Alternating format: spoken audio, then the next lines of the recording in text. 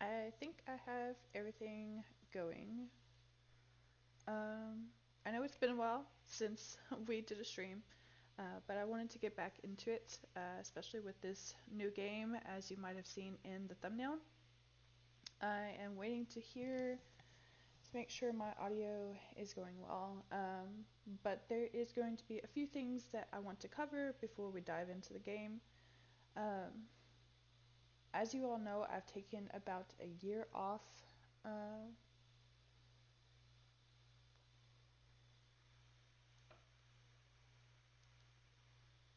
Hang on. There is no audio.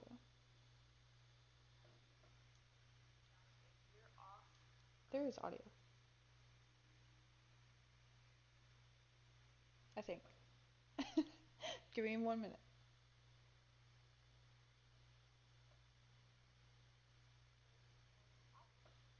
Okay. Yes. There is audio. I'm just very quiet for some reason, and I'm not sure really how to fix that. So hopefully you all can hear me fine. I'm still learning the streaming process, so but it's going to take me a while to get the whole process down because, as you all know, I'm going back to school and I've got a full-time job. So that brings us to why I quit YouTube and why I'm here. I took about a year off from YouTube, mainly because with everything going on in real life, adding onto it what the time needed to do editing for videos to post on YouTube, especially if I wanted to post every week, just added onto my plate and stressed me out and was kind of pushing my homework back to making it late. So to deal with that stress, I kind of had to let YouTube go, and mainly the edited videos that I was publishing every week. After a year or so of not doing YouTube, I realized I might still be able to do streams because I do miss making gaming videos for you all. As I said in one of my past videos, I don't know if it's still up or not. I did clean up some of my YouTube channel, so it's more geared toward the goal that I originally had. There were some videos that looking back, I don't think really quite met the criteria that I was going for. So I have since deleted that and kind of cleaned up my YouTube channel. I lost my train of thought. Where was I? Oh, so I know that I've mentioned previously that one of my goals was to create content for for an audience who wanted like PG material. Because I know some of my friends, they have kids who love watching YouTube, who love watching gamers play games on YouTube or even on Twitch. But my friends have concerns about how those gamers are creating their content. Mainly, they don't want their kids being introduced into to media that constantly uses cuss words, that uses other bad language, if you know what I mean, more like adult rated language or topics. So I had originally set out not only uh, to see if I could do YouTube as a career, but also to make that content to meet that need. And like I said, I miss doing this, and I know that need is still there, so I want to try to get back into it. But I think I'm just going to mainly focus on streaming for a while. There are a couple of videos, maybe four, depending on how many levels that were left. I don't remember. But there are some videos that I will release later that will be edited because I promised you all that I was going to finish up Tomb Raider 1 and give you all those videos to kind of wrap it up. I may in the future continue with the Tomb Raider series when I have time to edit, but it may be kind of like a summer special because I don't take classes in the summer, so I have more time to focus on editing. So that might be something in the plans. I don't know. As a side note, this is one of the things that I wanted to tackle before the game, but I turned off my AC in this room and put the fan on. Hopefully that'll help with the audio as we get into it. The other thing is because I am transitioning to mainly streaming content, what I would like to do to start off our streaming sessions is provide the verse of the day, because I know with my edited videos I was able to put the verse of the day at the beginning before my intro to the video. Um, when I transitioned to streaming, though, I kind of lost that, and I wanted to keep that in because, again, that was one of the goals I had in mind for this channel. It is a Christian-based channel, so for today, the verse is Romans 1:17, and I read from the NIV for the most part. Uh, and it says, "For in the gospel the righteousness of God is revealed, a righteousness that is by faith from first to last, just as it is written, the righteous will live by faith." Um, so that is the verse today. And if you all ever want to talk about certain topics, I don't mind to talk about those. If you have any questions, feel free to ask them. I'm very open about sharing my faith and what I believe, and I will try my best to answer your questions. If I don't know the answer, I will gladly look it up for you and help you out, or even point you in the right direction if I can. To someone who may have the answer for you in one of their books or things like that. There was something else. Oh, so the game for today, and one of the reasons why I kind of got excited to do streaming again, even though this semester has not finished yet, um, is called Palia. Also, another side note, sorry, I have sinus issues today, so if my voice is a little rough and I had to stop and wipe my nose, I apologize for that, but that's what's going on today. With the season changes, everything's a mess. So anyways, Palia is a free game on Steam. Now, there are some things that you can pay for in the game, so if you want kind of elaborate costumes, you'll have to pay for those. I think one outfit that I priced was about $18, and that's for the whole entire outfit. Um, I don't plan on buying any of those right now. I may be able to do that in the future if I continue with this series.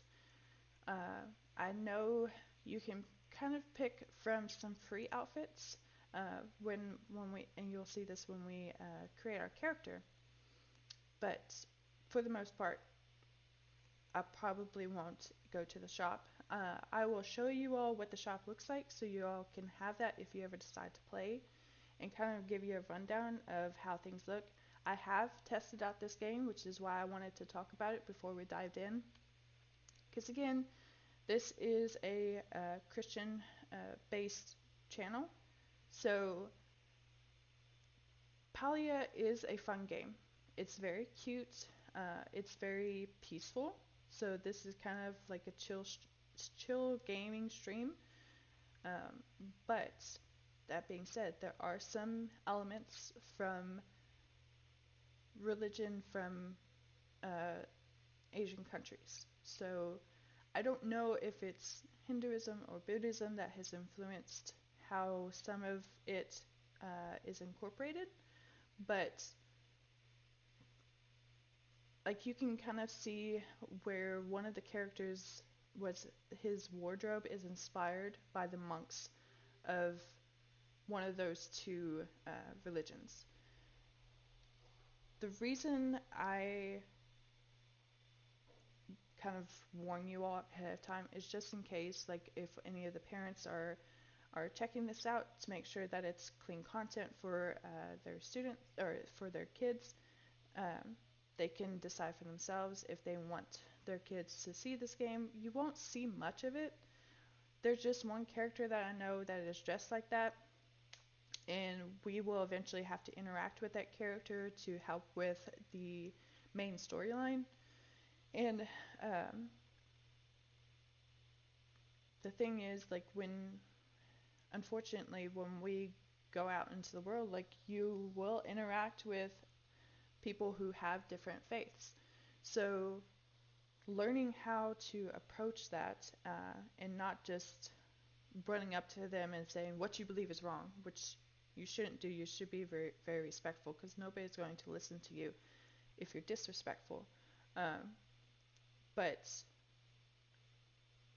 like it doesn't overwhelm the game, is what I'm trying to say.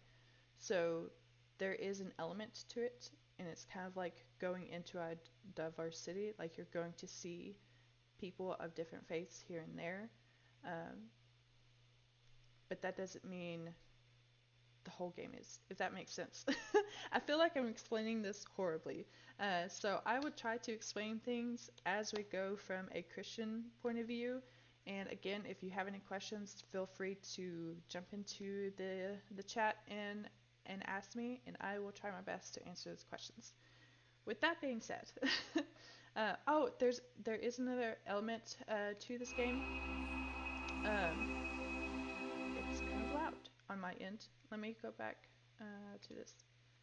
Uh, there is another element to this game. So the way the storyline is, and you'll see it as we play, it's set in the future where humans as a general population have kind of died off, and what remains eventually turn into what we'll see in the game. It looks like a bunch of elves. I think there's like one cat person. Um, but it's kind of like with Tolkien's books. Like you have elements of Christianity within Tolkien's books, but he created this fantasy realm to kind of encourage kids to return to like childhood imaginations, um, because he wanted to write stories for boys to imagine going on adventures and having fun and kind of keep that wonderment of childhood, if that makes sense. But he also made this like elaborate world that he built. So you have elves who have their own religion. You have dwarves who have their own religion. You have like different factors, and then if you get more and more into D&D, you'll see different types of like humanoid species. So it's very fictitious. None of this is real. So it's just for fun. Okay. Um, but with that being said, let's dive in. I did move my little camera down to the bottom left corner. This game is it is open world, but you play with other people online. So I have not experienced. I played this for 2 months before I asked them to reset my character so that I can play with you all. In those 2 months, I have yet to see anyone say any cuss words, any explicit languages language or anything like that. To be on the safe side though, because we are streaming and I can't edit it on the fly, I have put my camera over where the chat box is going to be with everybody else. I may have to tweak it a little bit because I don't know how tall that chat box is. um, but that is why my camera is where it is. I don't think it's covering anything in the game. It's been a couple weeks while I was waiting to get my character restarted, but that is why. So this is what you start off with. You can design your own character, and I'm going to try to recreate the character that I had when I was testing the game. So let's do that real quick. You can pick from these selections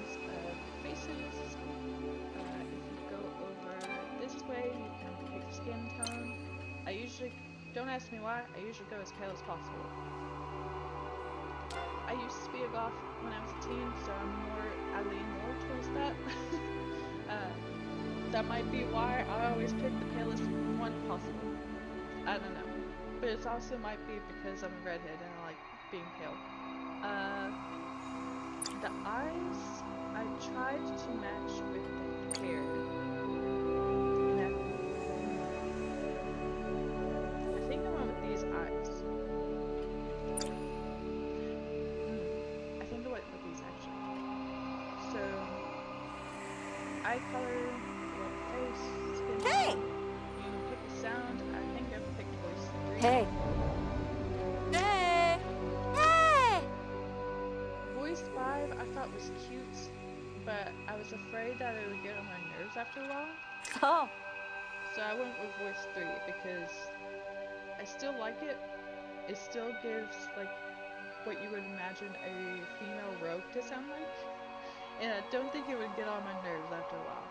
You don't hear your character speak a lot. I think it's just like grunts and gasps when you fall down something, things like that, or you collect something. So that's that section. We go on to hair. I had a rough time choosing between this hair and this hair, and I ended up going with this hair. But before we get too far into that, we can change the color. So first color, because I went with cotton candy vibes for her.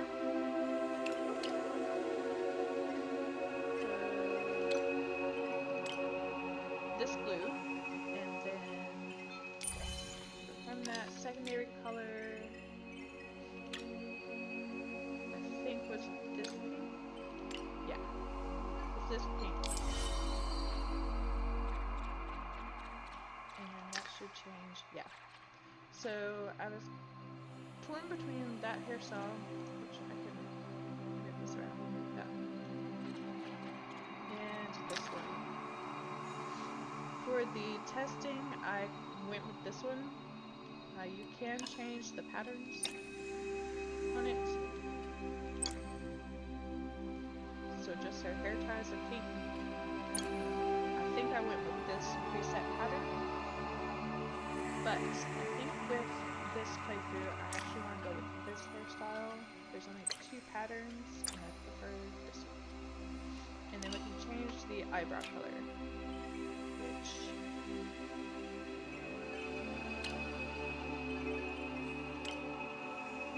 let's do it darker. If we do that, let's go back to the eyes.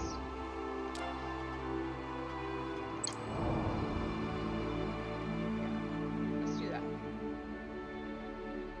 I think that would look good. Alright, so we have our hair, we have everything else. You can add facial hair if you're playing a guy. Facial accessories. She came with these glasses and they're adorable, so I'm going to keep those. Somehow I ended up with those glasses as well when it randomized for my first playthrough, and I kept them then as well. So I wanted to say, we haven't gotten to makeup yet, that's why.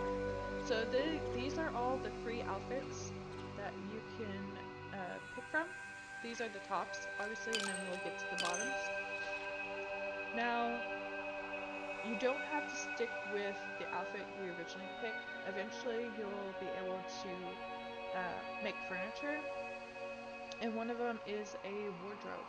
So when you click on the wardrobe, I think it's the wardrobe, you can either click on the wardrobe or click on a mirror, and you can change your outfit. I think you can also go to the clothing shop and change it without having to purchase anything, but we'll get to that in a minute. So let's see. We want colors that match her hair, right? Like, my favorite color is green. but it doesn't really go with her hair.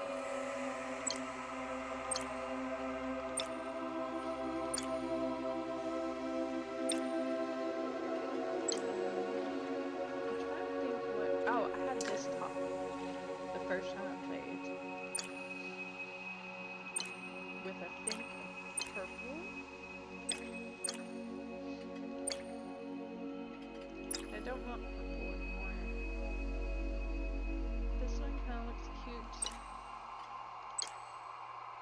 And that one matches too much. So I'm kind of leaning towards this. But I had also liked these.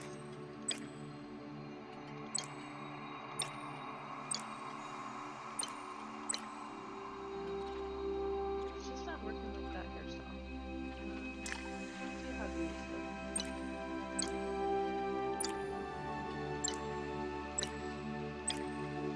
About the same. So I think we're gonna go back to this. Pick that one. We go to bottoms. And for bottoms I have these. What's these? No. Add these. And I kept them white. Because unfortunately there's only like 2 types of skirts and they're super short. Like they're cute, but if we could have them just like a little bit longer, I think they would look perfect with that shirt. But because the shirt is already short up here around the belly button area, we need something longer to kind of offset that.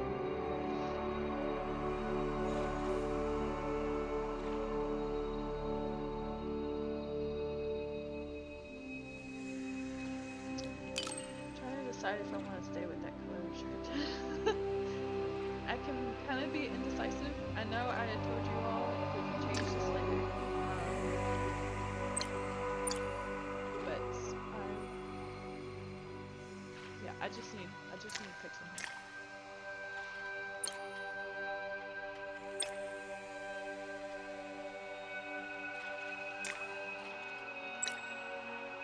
I mean, we could change this and go here and change this to this. That would look cute. Let's go with that. And then makeup. Makeup is where we change eyeshadow or the eyeliner.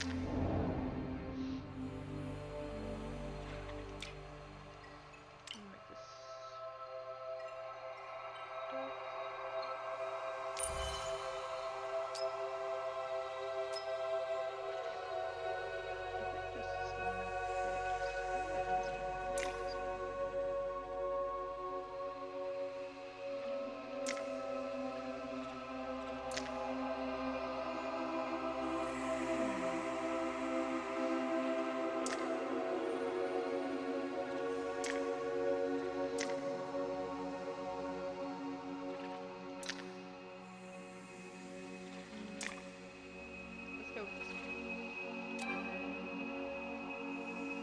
Which they have,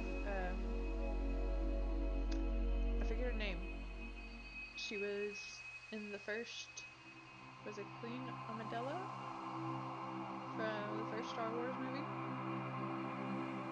And then of course Kim Possible. Which I think I went with the Kim Possible the first time I played. And I think we'll go with that again.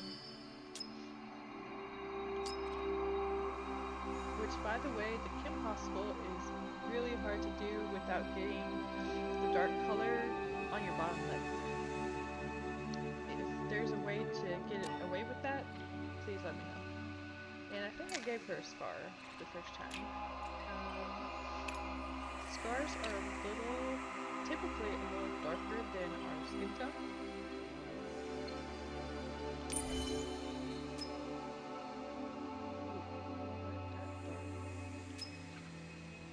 So, I think that's it. Yeah. So, I think we're going to pick this. Yeah. So, it's the mirrors. You can go. So Gel is a guy who does fashion. He owns his own clothing store in the village. I want to say he's dating one of the girls who we'll meet later. She runs a furniture store. So you have an interior designer and a fashion designer, which is cute. Anyways, if we want to change our appearance, we can go to Jel's shop and use a mirror, or eventually I think we can make a mirror for our house.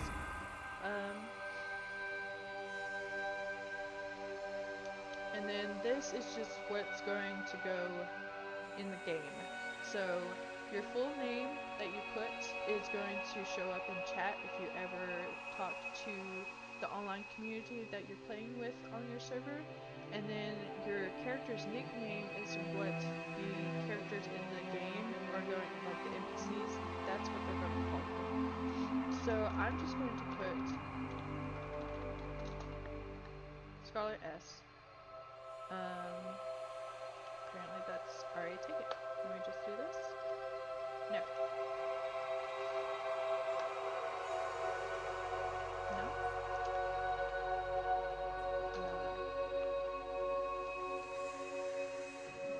Okay. So, if, for whatever reason, you decide to contact the creators of Palia to restart your character, because you can only have one character per Steam account, you will no longer be able to use the name of that character that you are deleting. And I didn't know that.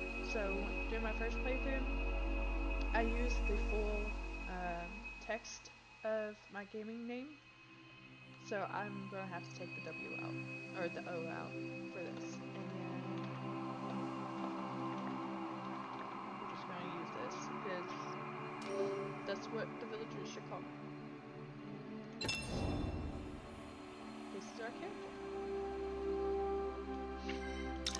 Great. Time for you to go out into the world. I have high hope for what you can accomplish. So the narrator kind of like set things up, like kind of introduced us to creating our character. The narrator, I think, has like 2 lines. It's who are you? And then you create your character, and then that line. I haven't heard the narrator again. I don't think. We'll see.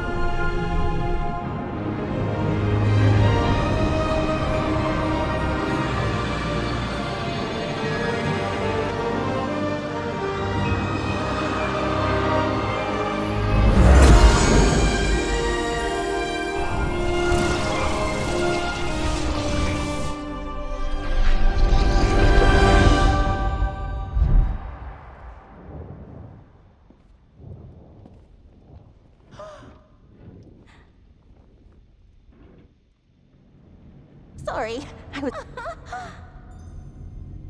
Okay, so quick note. When I first played this, I was recording with the possibility of editing to upload, and I did like the voices for the characters as I was recording. I wanted to try that again. If it gets annoying, please let me know and I will stop, because I don't know how well I'm doing, so I am open to constructive criticism. Also, again, my voice is terrible, so they may sound differently once all of this clears up. Oh my dragon! Did did you just materialize from nowhere? No idea. More like a spiraling pink void.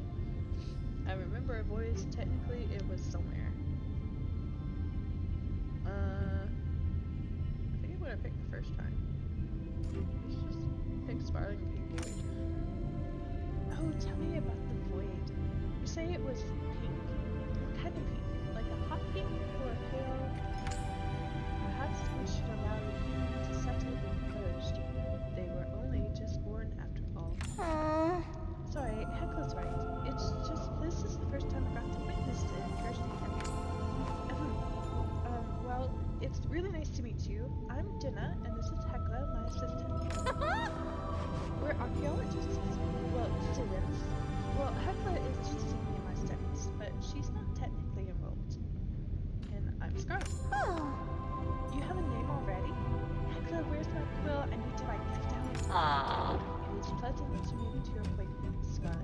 I know you must have many questions about your spontaneous emergence. What am I? Where am I? Why is your friend so freaked out? And I think that's all. Okay, so I think we have to ask all these questions before we get to number 4. What am I? You are a human being, an ancient thing this world has not seen in many rotations around the sun. As for us, well, I'm Marjorie. I guess our species came around after the humans extinct. And Hekla here is a Galdor. They were made by the ancient humans to do all sorts of jobs.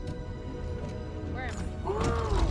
You're in Palia, a small village on the island of Palia, in the nation known as the Palian Republic. More specifically, this is the Phoenix Shrine. It's an old human ruin.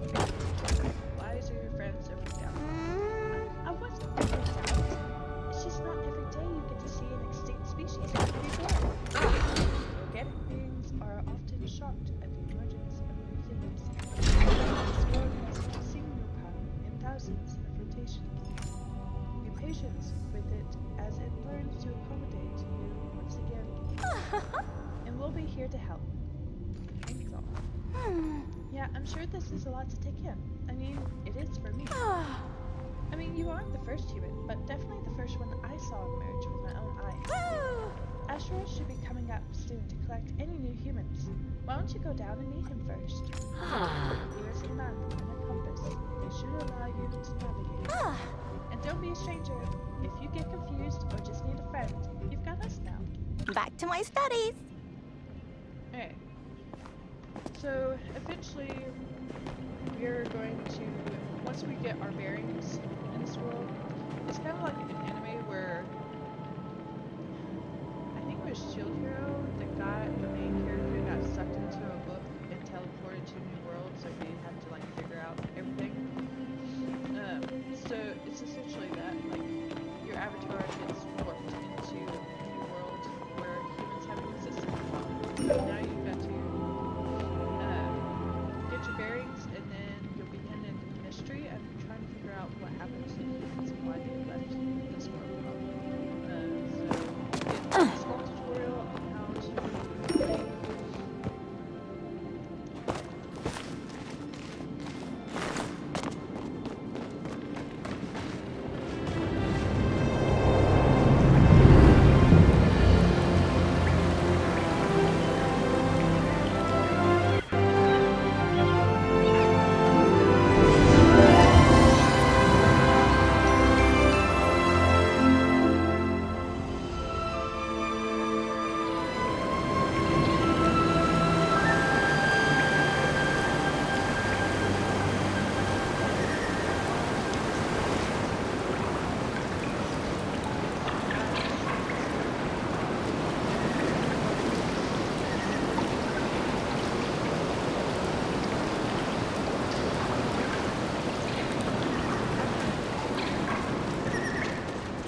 How's your day going?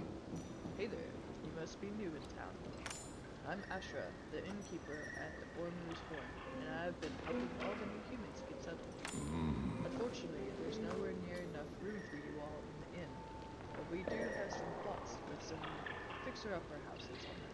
What do you say? Up for a little DIY? more of a watch someone else do it type. If that's it, we're sleeping in the field. I don't remember some of these responses. You're just giving me a plot? Of course, there's plenty of plots and not too many folks to fill them. Honestly, we're all excited to have you. It's been a lot of years since Colonel was this bustling. Come on, I'll escort you to your new plot. If I'm right, our resident miner Hoderi should already be there getting things ready. I'll see you.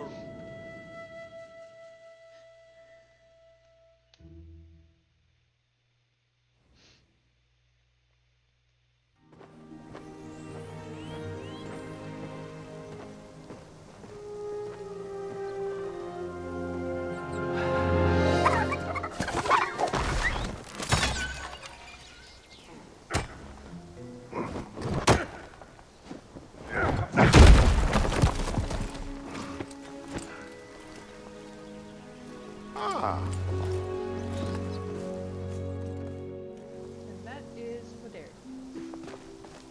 Where'd he go? Oh. Okay. You need something? Something's coming on. All the trash left, though. Yeah. Sure, this our new resident? Yep, this is Scarlet.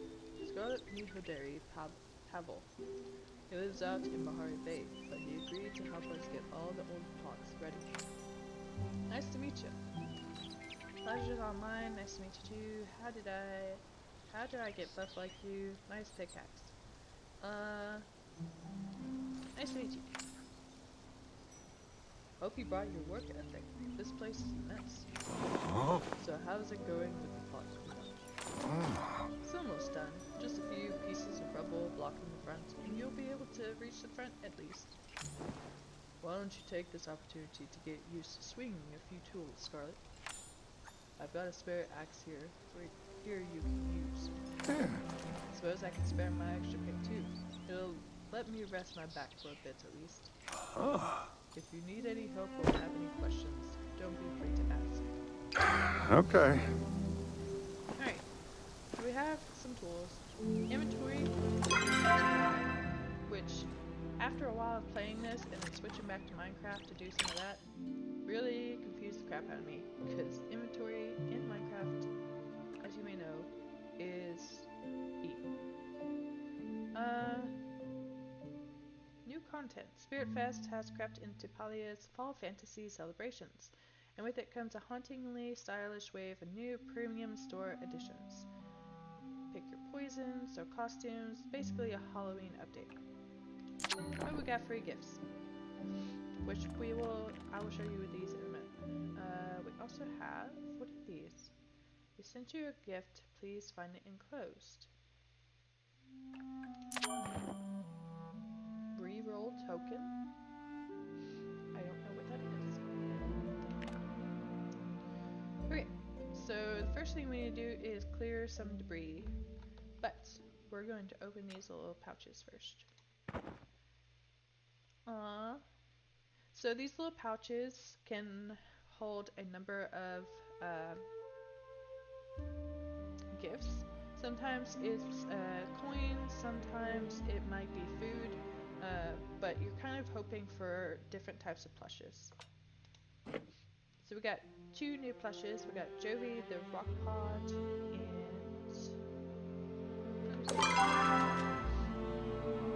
Patch the Starny Pod.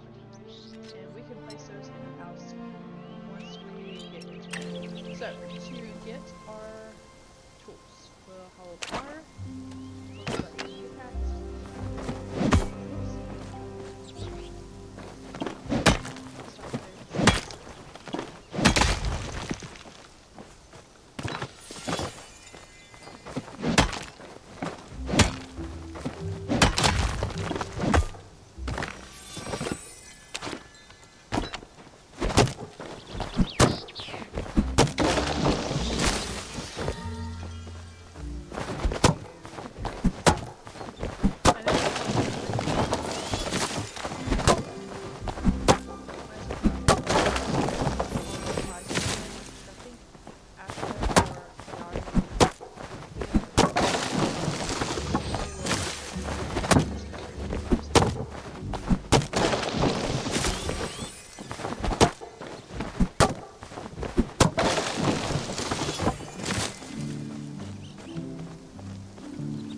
day going?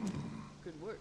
You might end up giving Dari and I a run for our money at the next Bahari lumberjack and mining competition. Wouldn't go for that. Wouldn't go that far. Got a lot more practice before that happens. Maybe so, but neither of us is exactly young and spry anymore. Puts me at ease knowing folks like Scarlet can take up the mantle eventually. Anyways, you've probably got plenty of materials from that rubble. Why don't we use it to fix up your house? Just drop the supplies by the construction sign, and Hadari and I will handle the rest. Take care.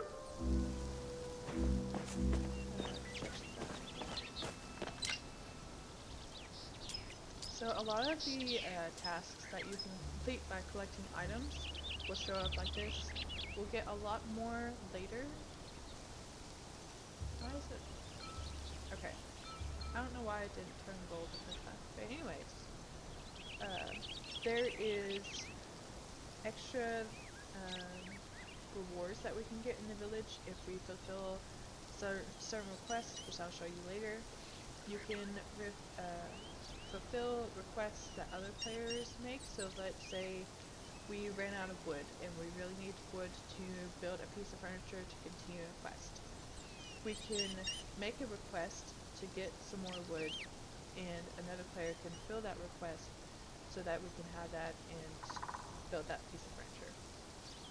And then as we're trying to unravel the mystery that we're going to get, we will eventually find, I think it's called a Phoenix mural, that has a hidden secret behind it, but we have to unlock it by fulfilling the requests given to us in 4 different sections of that mural. So we'll see this format very often.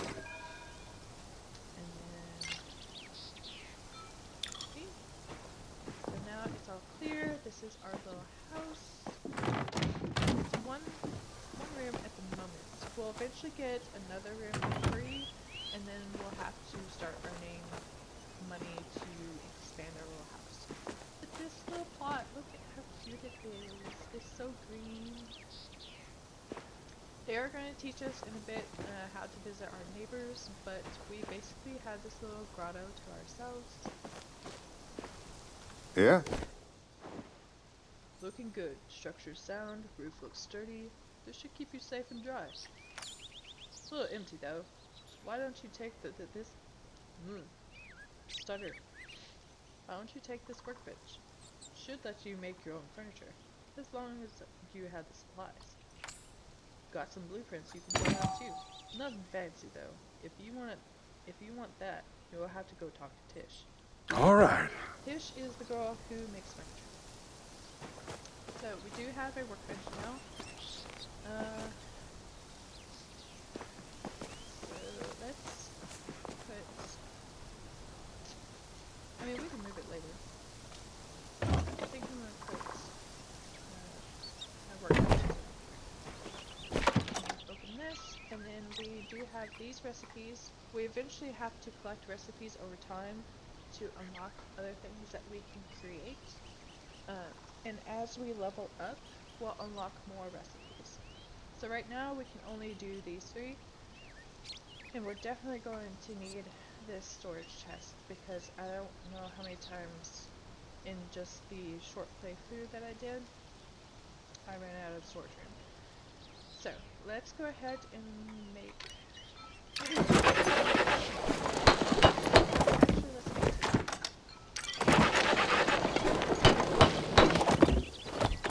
And then 2. Oh, so every now and then we'll be able to unlock a new recipe for free when it comes to furniture. So we have a fake deer, I guess wall decor, and a bench. Or a couch. I'm not sure. It could be like a park bench, or it could be a couch for indoors. I kind of want to get the deer, because I haven't seen that one. Woo! Log cabin garden. Garden what? Surnup. Okay, so in the game, surnups are the deer. And then There's another creature called a chapa, which I guess is a beaver. It's got a beaver tail. I'm not sure if it has the buck tooth of a beaver though. I don't recall. But we can make that later. We need to make a dining chair, so we need some more wood.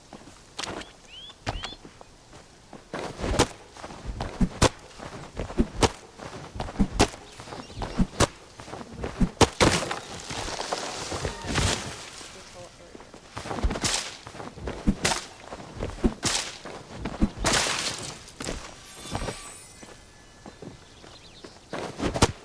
Basic axe and pickaxe can only do so much. So I can with the axe, but I think this one's too big. Yeah. So we'll have to upgrade that before we can put that down. But let's go ahead and fence, wood,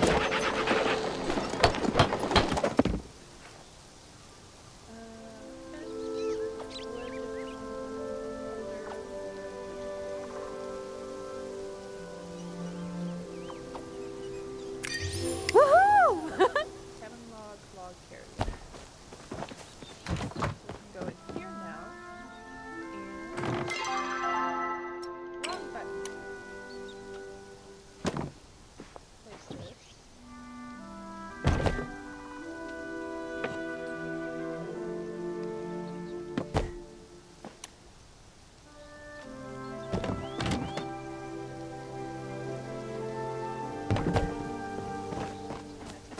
I like having one inside and out so I can easily access our inventory.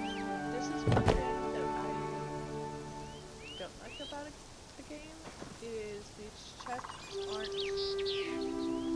they aren't separated like in Minecraft. They're kind of like the ender chests where when you access one, you access all of them. So like I can put all this in there, right? Because we don't need it in our inventory.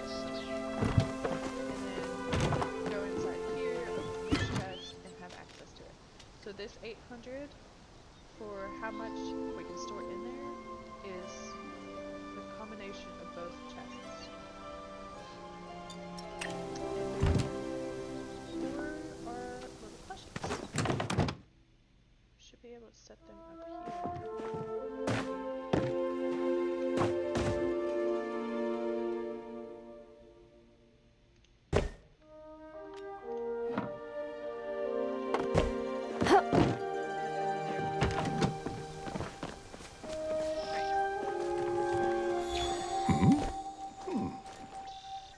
The storage chests you made will come in right handy if you run out of space in your pockets. If you want more space, you can place more chests. And your workbench isn't just for decorating. You can also craft tool, upgrades, ammo, and more as long as you have the recipes. I think that's about all we can help you with. Well, why don't you head out into town? If you aren't happy living off charity, maybe stop by Hacian and ask him to teach you how to hunt. And if that ain't your speed, Einar can get you a fishing rod, and Ani'll set you up to catch bugs. After that, you can stop by Reth and Badru to learn how to cook and garden. It was good to meet you, Scarlet. Drop by the inn whenever you're in the mood for a chat.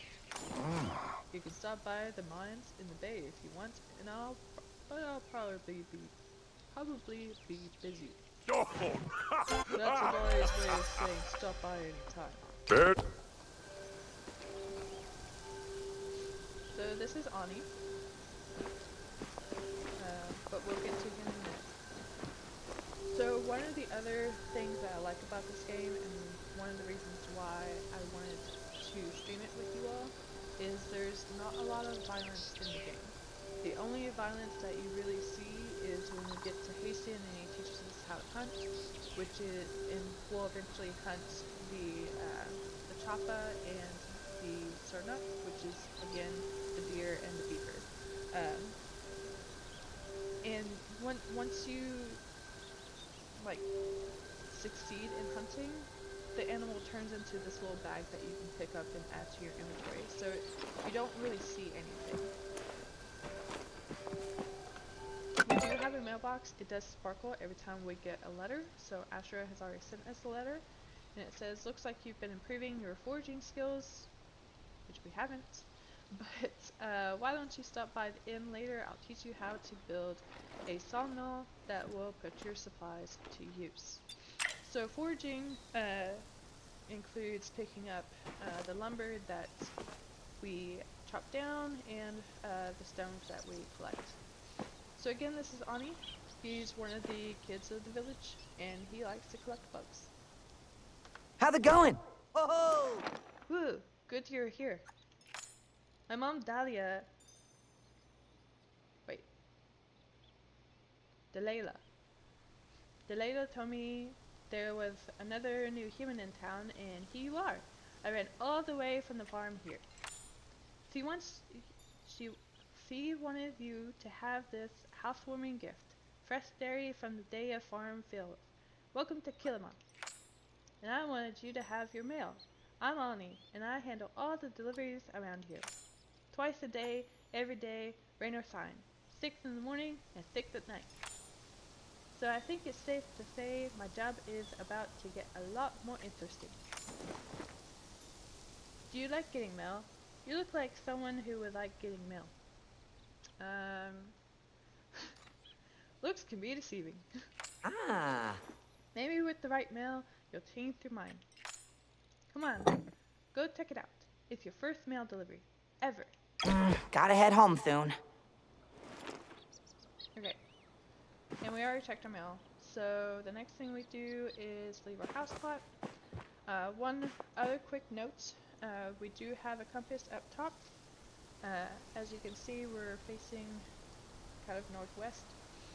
But to the right of it, we have kind of a sundial of sorts. There's a little arrow at the bottom right of it. That arrow, if you watch it, will slowly circle around the whole circumference of it. It's basically telling us the time. It is dusk, so shops are probably already closing, and we have a little compass next to our sundial.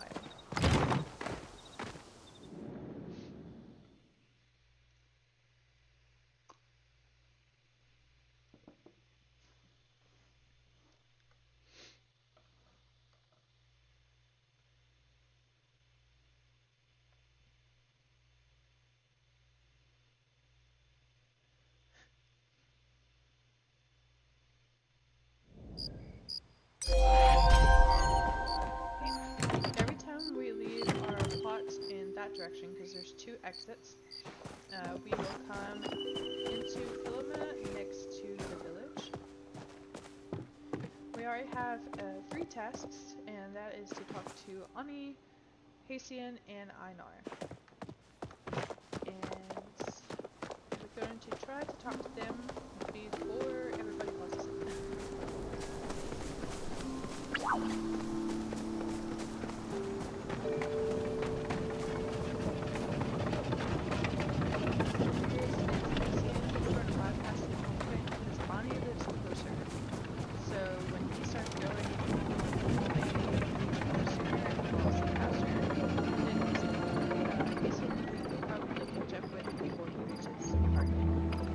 Hiya.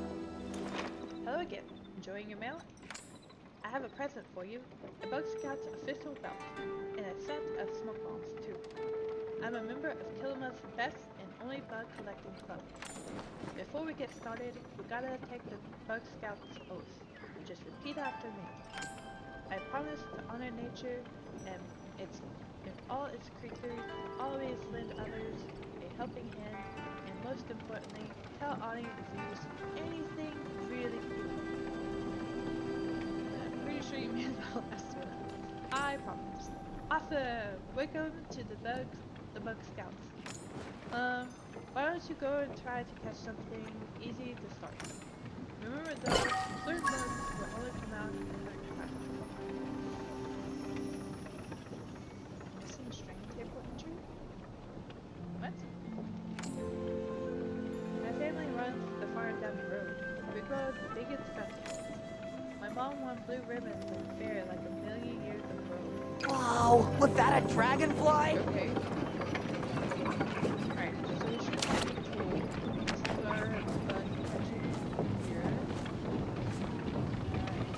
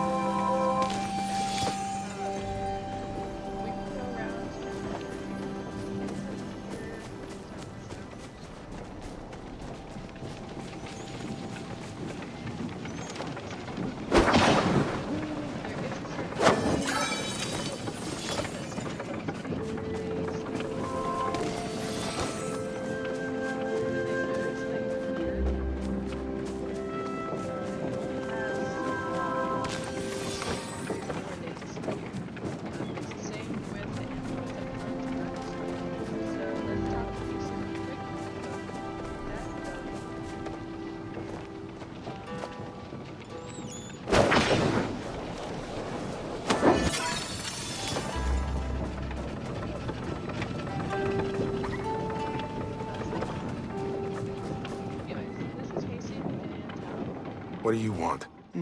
Scarlet, I presume. Don't act stunned that I know your name. I know everything that goes on in this village, including when someone new arrives. Oh, My name is Hasty, and I'm in charge of maintaining the natural order of the woods that surround the village. Be good to the valley, and we will have no quarrel. Use nature poorly, and you'll find I know how to rid this village of all sorts of pests. Can you teach me to hunt? oh. City Hall requires I give you this bow and a set of arrows. My mother is the town's blacksmith. A simple bow like that is an easy supply. It takes years to learn proper hunting. Start by aiming that bow at something, like those choppers or a surnut. Maybe you will even manage to hit a target. Back to my business. Okay, so we also have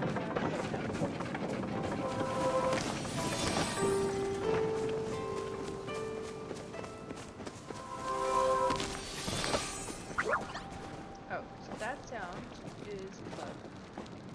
I don't see these here.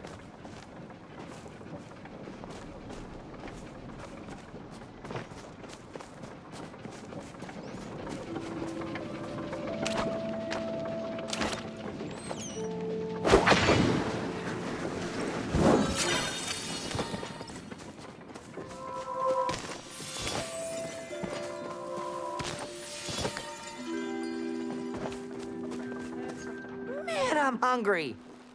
Today is a great day for adventure. Well, any day is great day for adventure. But today is especially good. I caught some bugs. Great job. I wish I had some kind of reward for you. How about this?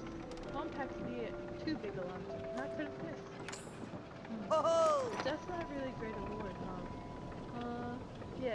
Yeah, I suggest you check your mail later. But the real fun you have learning to catch bugs. Am I right? Catch you later, Kay.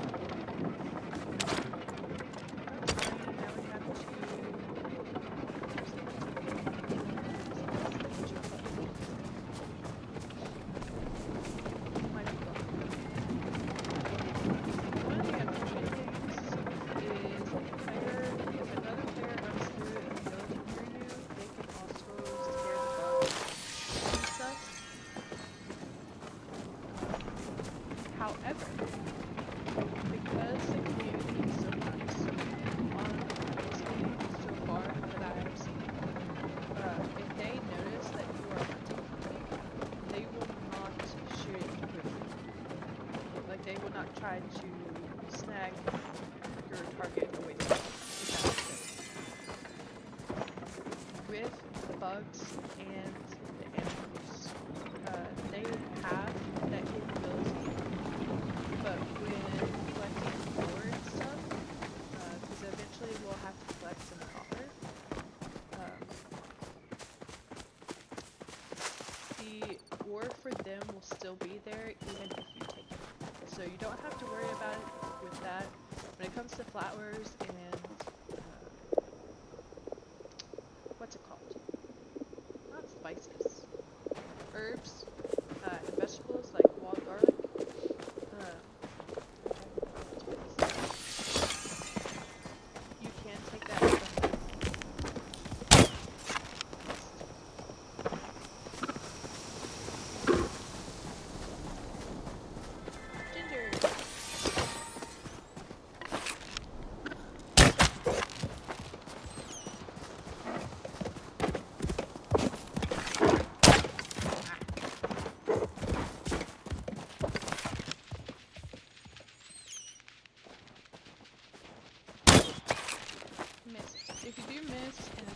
proximity to them, they will dart. Now with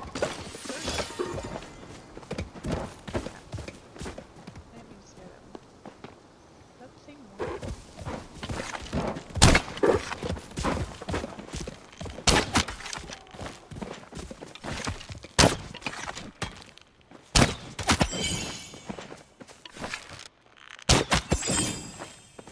So this is what I mean when they turn into bad guys. You just pick them up.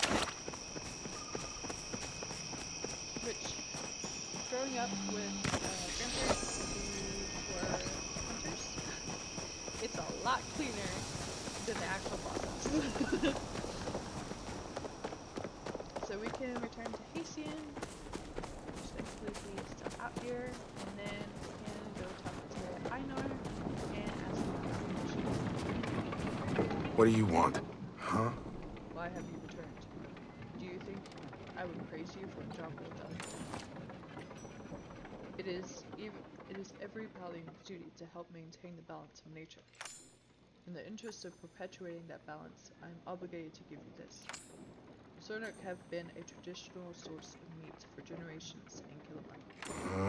But the Chappas are not natural to this environment. They overpopulate and destroy natural wildlife and vegetation. If you truly want to help our community, you will help eradicate this threat. It is only right that you humans do before you too begin to run wild. You may leave me alone now. I'm sure any further contact can be conducted within the company. That's enough. He seems a little antisocial.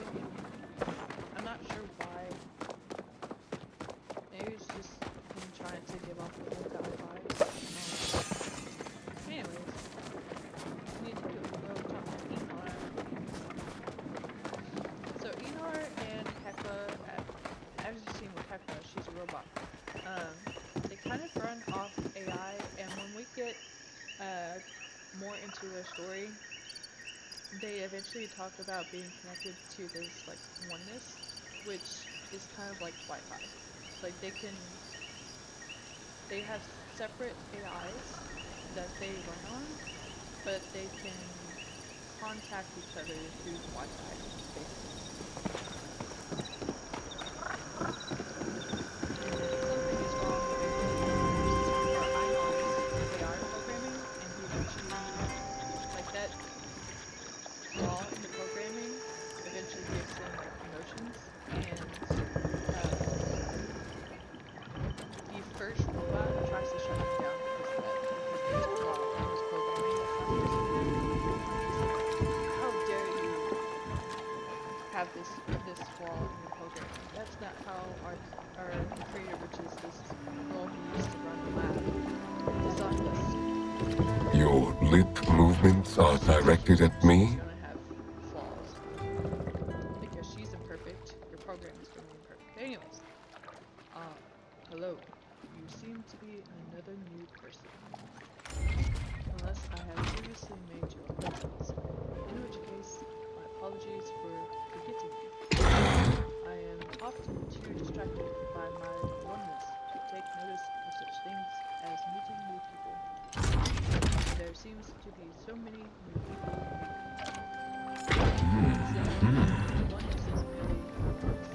So because humans kind of like disappeared by the time Einar and Hecla came around, they don't really know how to understand AI or what AI is and Wi-Fi, so they made up their own terms, basically.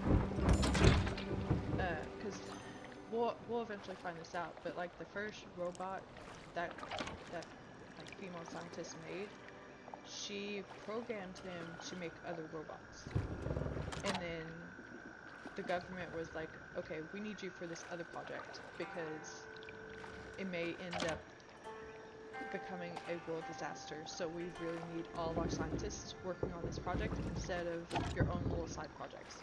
So she gets called away and didn't start off the first robot's programming, and he ended up making a bunch of other robots. So we'll see that later.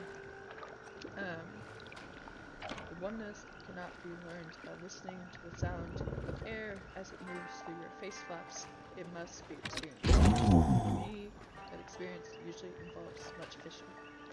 basically the dude likes to fish. I hear you have a fishing rod. Yes, I have been informed by Gina that you have emerged fully formed from the swirling mist. This is wonderful news. Happy day of misbirthing to you, indeed. Other humans call me Einla, and I would like to share with you, the joy of fishing. I understand it is customary for tutelage to require work that one does from home. I know there is a word for it, but I cannot quite recall what it is. I think it means homeschool, but I might be wrong.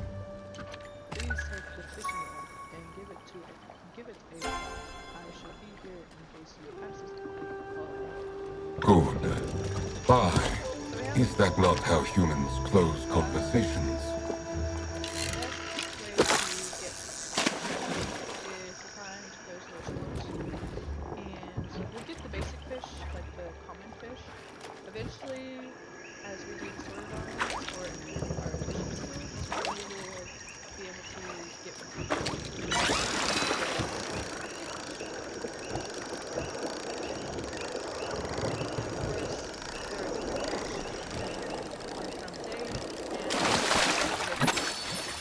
jellyfish are pretty common.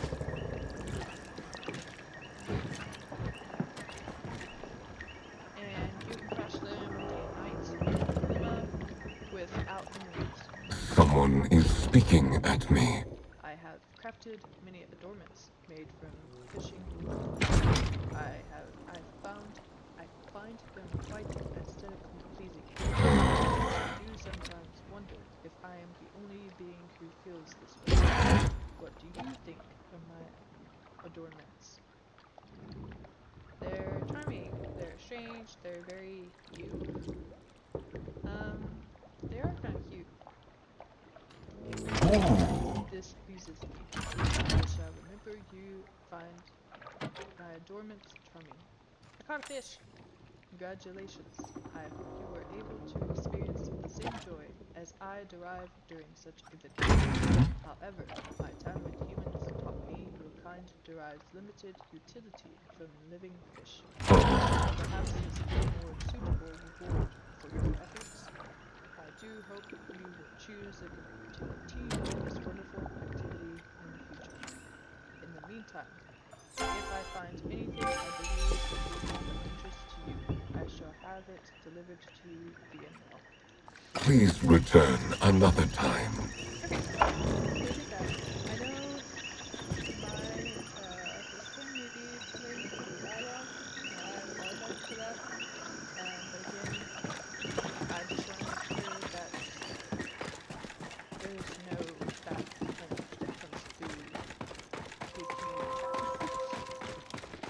We can put the fishing rod away, and now we need to talk to Badru about gardening and Wrath about cricket, which they might actually be asleep. So another thing we can do when we press I on the keyboard, of course we have our inventory, which is everything down here. We'll eventually be able to unlock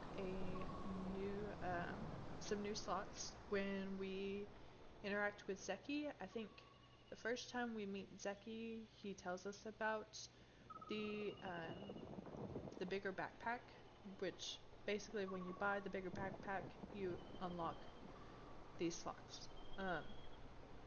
On this screen, you'll also see that we have accessories. So when we get fishing hooks, we can put that here. I have yet to get a fishing bobber, so that goes there if we get one.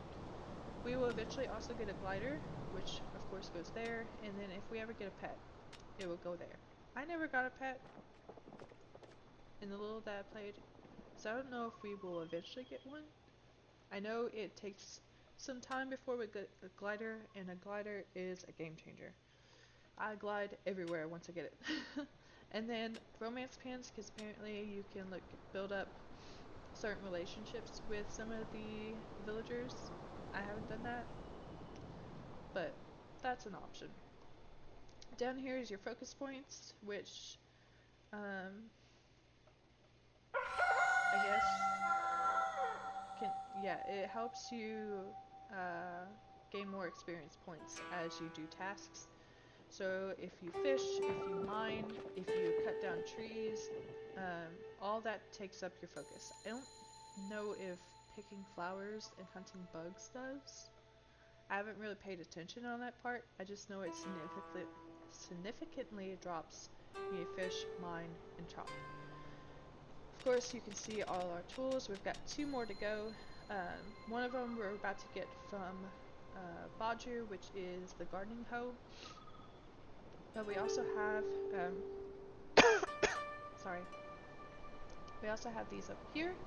The days of, there are 0 days left to receive coins from Zeki's Loyalty Club. I'm not quite sure what that count is for. We get a lucky coin almost every day to spend at Zeki's. We haven't gotten one yet. So then you have event currency for the Maji market, which we have not been introduced to yet. That will be after we find a glider. We have Palia coins, which, as far as I know, can only be gained if you spend real money on the game. And I will show you what you can use Palia coins on in a minute. We have renown. Every time we complete a quest, we will gain renown. So you may see that pop up over here with the other rewards, like if we get paid or if we collect something like soup for completing the quest, it may show up that we received 10 points of renown. Renown can be used to either increase our focus bar, because currently we're at 200. When I reset my character, I was at 350. So we can increase our focus bar if we want to. We can also use it to buy more land plots because we only have so many sections of our house plot unlocked. We can unlock more by spending our renown points. They are also used to buy additions to the house. Because like I said, we'll get an extra room here for free once we eventually meet, I think it's Eshi. Eshi is the mayor's wife. She'll eventually, I think, give us a room for free, but all other rooms after that, I don't remember if we have to use renown to buy that or gold. And of course we have the gold, which we can sell some things at one of the chests at home, and I'll show you all how to do that in a minute as well. But this is our map. It shows all the characters. They usually show who the character is, but because we haven't met these people, we don't see their faces on their little coins. This person is asleep. It looks like Asher is still awake, and maybe Ref. And then Baju is over here on his family farm. So they're both still awake. I guess they're waiting for us. I'm not sure. But that's the map tab, and this is Kilima. You can't see all of the map. It's only whatever section you're in. So we have a map for our home plot. So if we go home, like if we click this button and go home, we can see that. I will say return to housing plot is tons. If I click it now, I think we'll have maybe like a 5-minute cooldown before we can use it again. It might be longer than that, I don't remember. But if we were to head east on the Kilima map, we could go to Bahari Bay, which is where Hidari lives. And Hacian has his house over there as well, so when he gets tired and eventually goes home, he'll head to Bahari Bay. So if we can't find him in Kilima, we should be able to find him in Bahari. And then Bahari has its own map. And then this is the fairgrounds for the Maji market, which again, we won't unlock until after we get our glider, and it too has its own map. And then these maps are more interactive than the other maps that we'll see in the future. When we go to different quests, we will be teleported to different parts of whatever this world, parts of Palia, but those maps are more illustrative, so you kind of just have to figure out where you are. Like on the Kilima map, we can see this is us right here. You can't see yourself on those maps. They're more illustrated than actually interactive, if that makes sense. And then this tab is where all of our quests are kept. We can see once we've completed, we can see side quests here, and then the main story. This is if you want to build a community in Palia. I haven't done that, so that's up to you all if you ever play this game. And then this shows your relations with the villagers in Palia and how good of a friend you are with them. And then you have accomplishments, which will eventually get prizes as we complete those, and events for the whole server. This tab is also featured, I think this might be like news of updates and things like that. I haven't really paid much attention to it, although I will say this little thing. A Gooby. It's very cute. Really cool. Oh, this is the news tab. That's where it was. I did not mean to do that. So that's the news tab. This, I guess, is just like basic announcements. And then you have collections. So these are all of the emotes that we have if we want to use those. These are the stickers we can use. We will eventually, so those little bundles that I got the little plushies out of, we can also get sticker packs, and when we open them, we get new stickers that we can use. Saved outfits, which we don't have. And I'm not sure how to unlock these.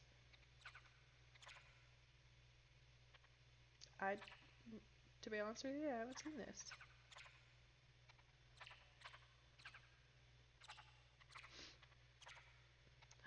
It has the goopy.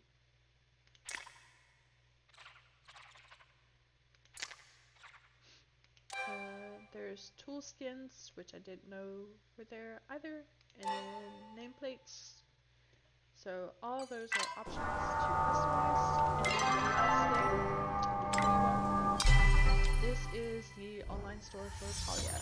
This is where you can use real life money to buy accessories for your character. This is also where the Palia coins come in. You have to use real life money to buy Palia coins, so you can use Palia coins to buy the outfits. But yeah, let's go talk to you guys.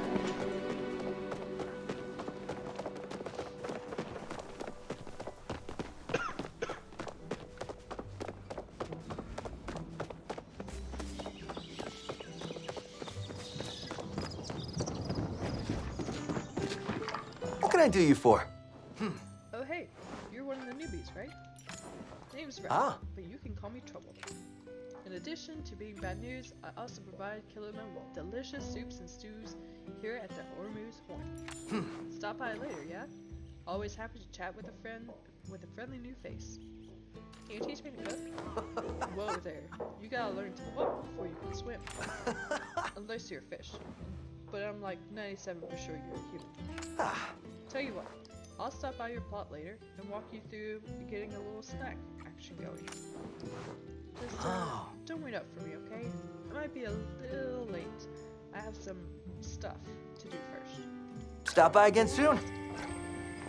So, fun fact, Ref is Tish's brother. Which, we might learn that later anyways. That's Gel, yeah. This is Gel, and this is his store.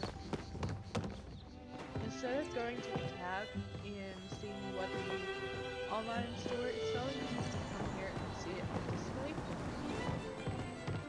And then he has a mirror here if you want to change your appearance. He has a premium store, which again goes to the online store if you want to buy that stuff. You go upstairs. You kind of want to talk to all of the characters in the village so you can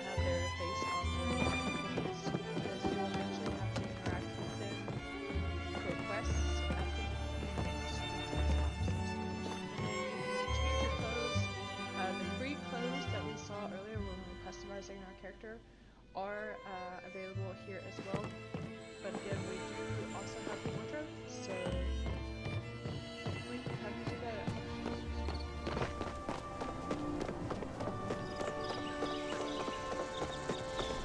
If you see anybody else along the way, stop.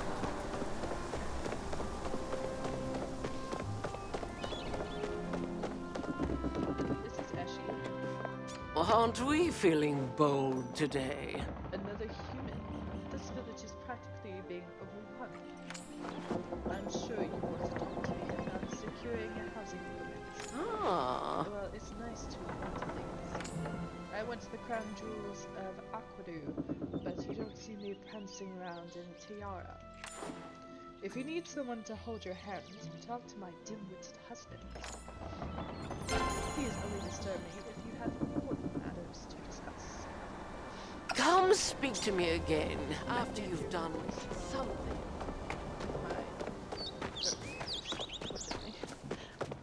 I think I do a better impersonation for when I'm well.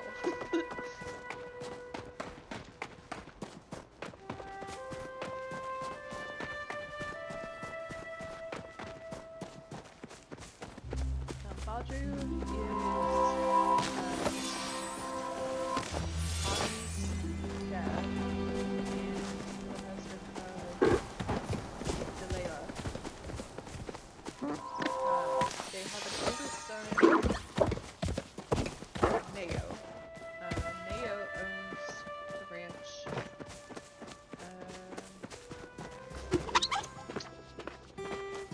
Well, basically he does fast travel stuff. It's kind of like in Skyrim where you can hop on a wagon or a horse-drawn cart to fast travel to places.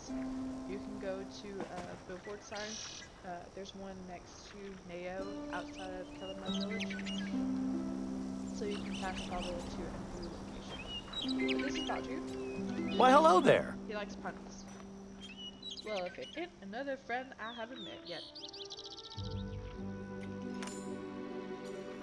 I'm Baju, the farmer. In that sense, we have some good times ahead. Huh? Did I mention, in addition to farming, I'm also do stand-up comedy? Happy trails. I clicked out of the text box. Carrot for some seeds? Can you teach me gardening? You've come to the right place if you care about fresh quality produce. Honestly, I'm impressed to see you going after what you want. If I had that kind of gumption, maybe I'd be doing more with my life than just making ends meet. I'm just kidding around. Farming life's great, especially if you love the smell of Ormu manure in the morning. I'll admit it's a bit of an acquired taste. And that's disgusting. Ormus, by the way, are the cattle. Tell you what, meet me on your plot and I'll walk you through the steps. See you later, hot potato. Okay. So we have 2 reasons to go home. We still need to talk to Ashura. So we'll go back to Ashura real quick. It might be at the Ormu Inn. That's where Ref runs the kitchen. But he also might be out missions.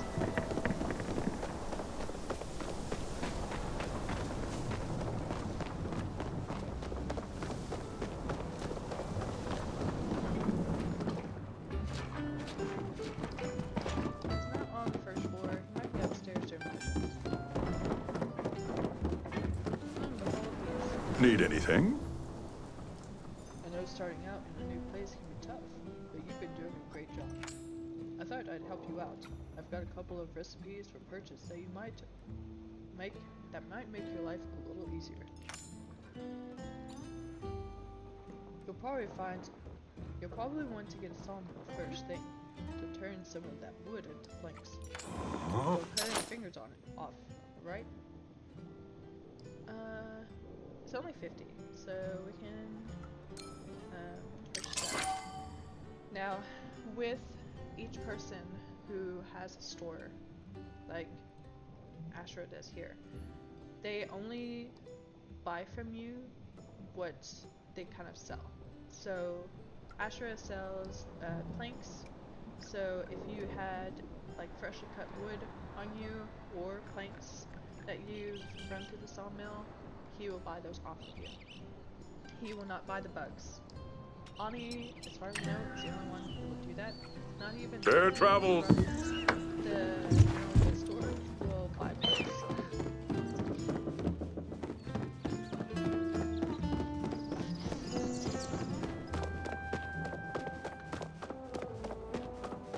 Wait. Oh, it's a cat surrounded by leaves. For a split second, I thought that was a Leafeon, and I'm like, how did you pull that off?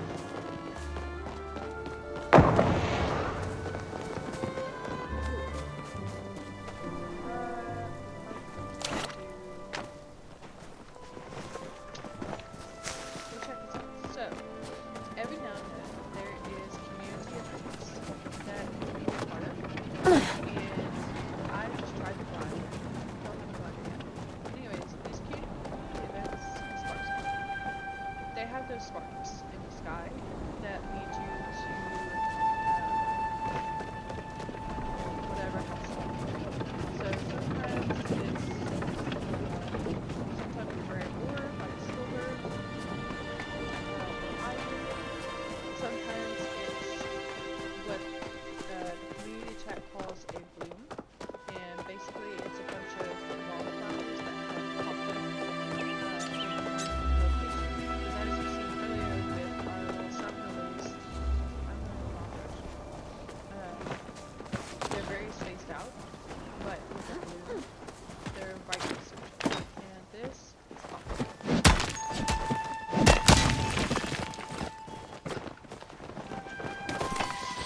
I was hoping that we didn't have it because we don't need it yet. We haven't got it yet. But I thought we did good. But it did some updates in.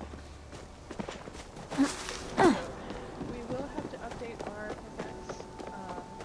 As you can tell in the top left corner, where our focus line is, there's also the pickaxe symbol. Whatever skill you're working on at the moment will show up and show like how your experience is leveling up that skill. When you hit certain levels in your, not exactly a skill tree, but certain levels in your skills, the NPC assigned to that skill will send you a piece of mail. It's like, hey, you've basically unlocked a new recipe. Come talk to me and you can check it out. Sometimes they'll give it to you, sometimes you have to buy it. It just depends.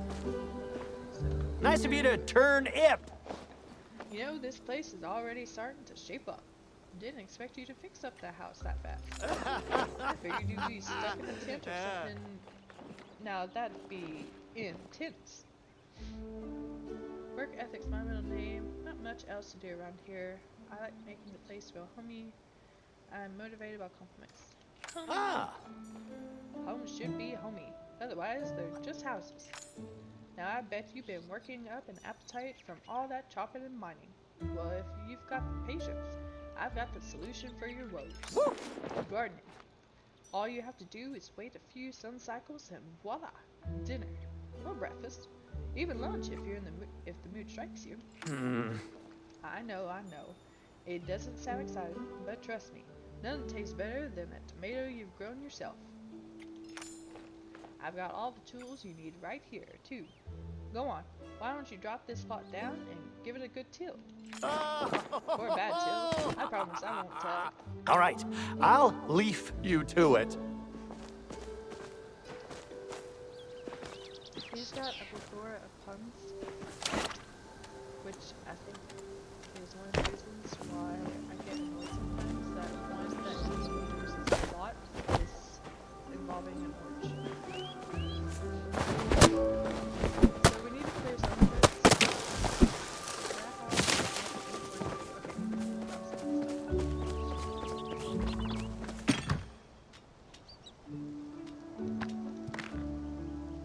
Green candy corn? When did we pick this up? It's so cute.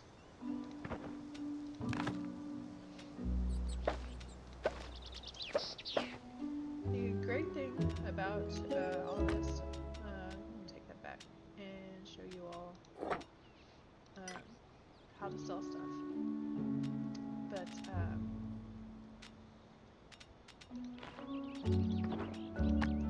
one of the great things about having the store system the way they have it is when you go to use one of your crafting areas, it automatically loads whatever in your inventory into that, so like you don't have to go to your chest, pull out whatever you need from that to make whatever you're making, and then go to the crafter to craft it.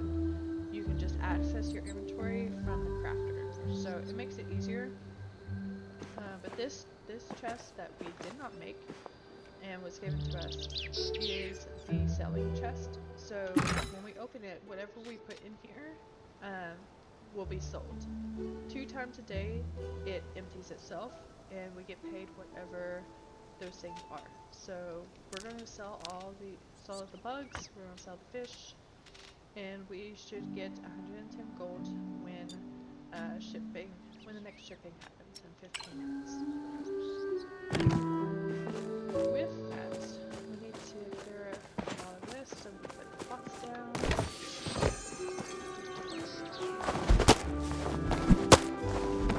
And we'll eventually move these pots,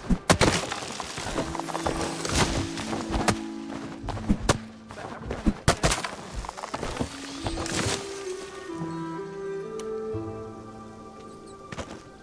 He did give us 2 to work with. Well, I thought he did.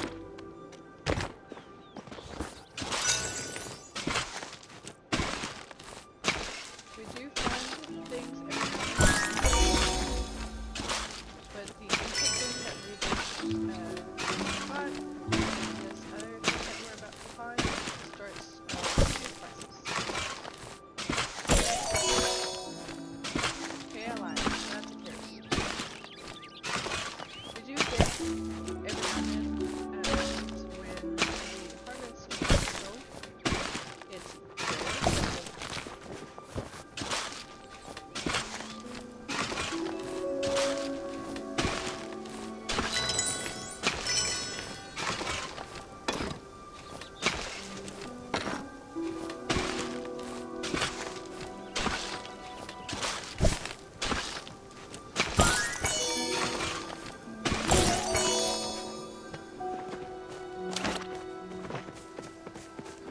What brings you around here? Hey, buddy. Done digging? I found something in the dirt. Hot diggity dug. That is ridiculous.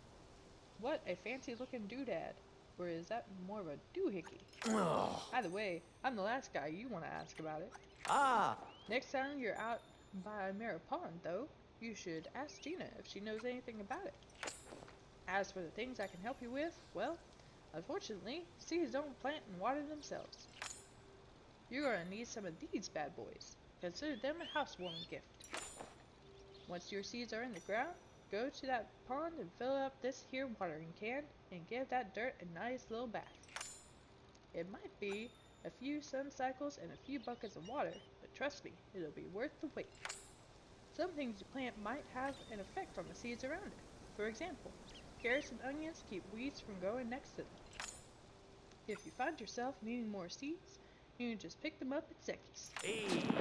Well, I can't wait to see you again, neighbor. Uh, That would have been funnier if I'd given you some wheat seeds. It'll work on my material. all right, I'll leaf you to it. Okay. So, as I said, we got the gardening help from him, and then now we have a watering can. over here. There's all this stuff.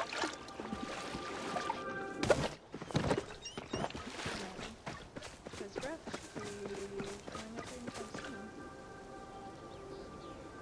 Go ahead and plant these.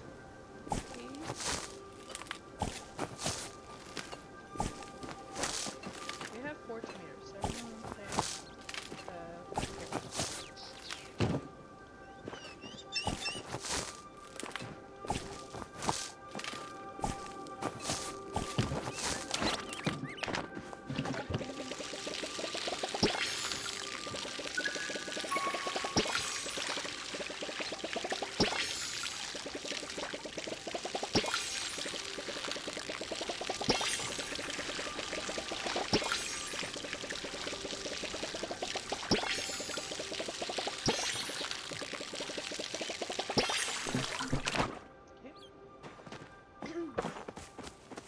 There's that.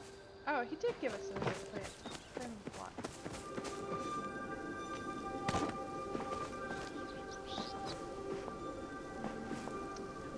I'm just gonna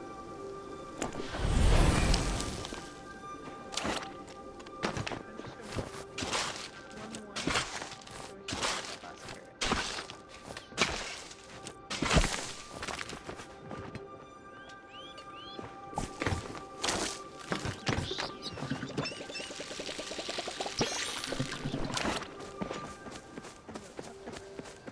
You can never go wrong with soup. Oh hey, just saw Baldrick leaving. He teach you how to garden? I'm terrible at that kind of stuff. Seriously, I managed to kill a knapweed, and that stuff's supposed to be invincible. Anyways, let me teach you about this single thing I'm not ashamed of. Cooking. Here you'll want to take this campfire recipe. Once you've got that built, I'll teach you a couple of recipes you can set and forget. What about soup? I want to be a baker. Alright, sounds good. Does that really count as cooking? Let's do this one. Whoa, ambitious. But you don't exactly have a full kitchen set up yet. Let's just start with this and see where that vibe takes us, okay? Uh-oh, my soup's burning. Alright. Where... Did he not kill it? I'm not seeing the campfire. Oh, wait. We have to... we need one piece of flint.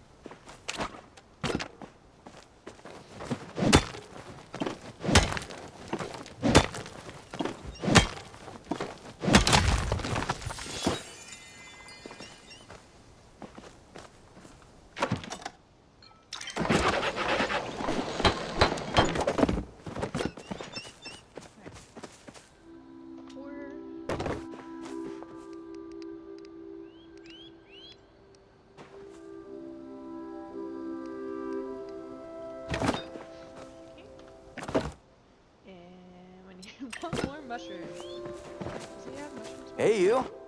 Whoa. Oh hey, campfire secure? As secure as an open flame. Next you want to forage for some mountain morels. They grow up here and around Killamup. Ah, Can't really miss them. They're bright red and, mushroom shaped. After you gather enough, you can pop them on the fire and have yourself a skewer. I don't think I need to explain how food works. Actually, maybe I do. You are technically a baby. Make sure you're always well fed. It'll help you focus and pick up skills faster. That's why I always keep my soup flask on my hip. Never know when I need another burst of energy. A soup flask? Really? Anyways, I better head out now. Once you get the hang of campfire cooking, stop by the inn and I'll hook you up with the good stuff. Ah. And by the good stuff, I mean a stove. I'll hook you up with a stove. See you, Scarlet. Uh-oh, my soup's burning. So, FYI, and we'll learn this later about Raz, the only soup that he can really make is called lettuce soup, and it's heavy on the lettuce. And everybody in the village is tired of it, so they're hoping he improves his cooking skills soon so they don't have to eat it. Okay, Einar gave us this makeshift herb planter. The other day, my hook caught on an odd fish. that I realized was not a fish at all, but rather an old leather foot encasement. I put the encasement aside, and then I noticed a small bit of sun-consuming life growing inside several days later. Its determination and newness to the world reminded me of you, so I gave it to Ani to deliver to you via mail. Sifu. Apologies for my son's rudeness the other day. I wanted to let you know you are welcome in this valley, and if anybody says otherwise, they're going to have to go through me. As a welcome gift, I made this chopper skin rug with one of Hastings' pelts. Just the thing for a hunter like you to rest their weary feet on. So, now we have a makeshift rug, drum, and Ani. So I was thinking if you're going to become a master bug hunter like yours truly, you're going to need a way to take some snacks on the go. I thought you might like this picnic basket and blanket. I made it all by myself with my mother's help. Okay. We have some more stuff. And in my trial run, I did have this over here. Because I'm in a picnic area, like close to this little pond. And I ended up chopping this tree down, but I had a couple of acorns to get the oak trees. And I put a couple of oak trees here to provide shade for the picnic area. And it was really cute, so I want to do that again. But we haven't collected seeds yet for trees, so it's going to be a minute before we do that. But we do need two.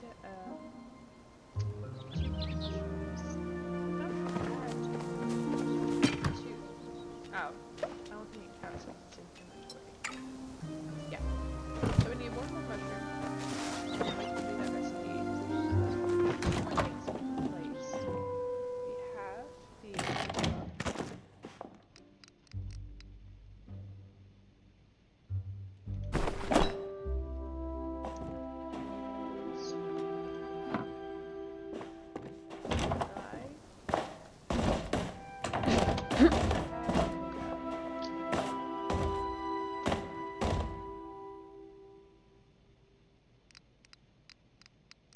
the table by this point, but maybe I just had it.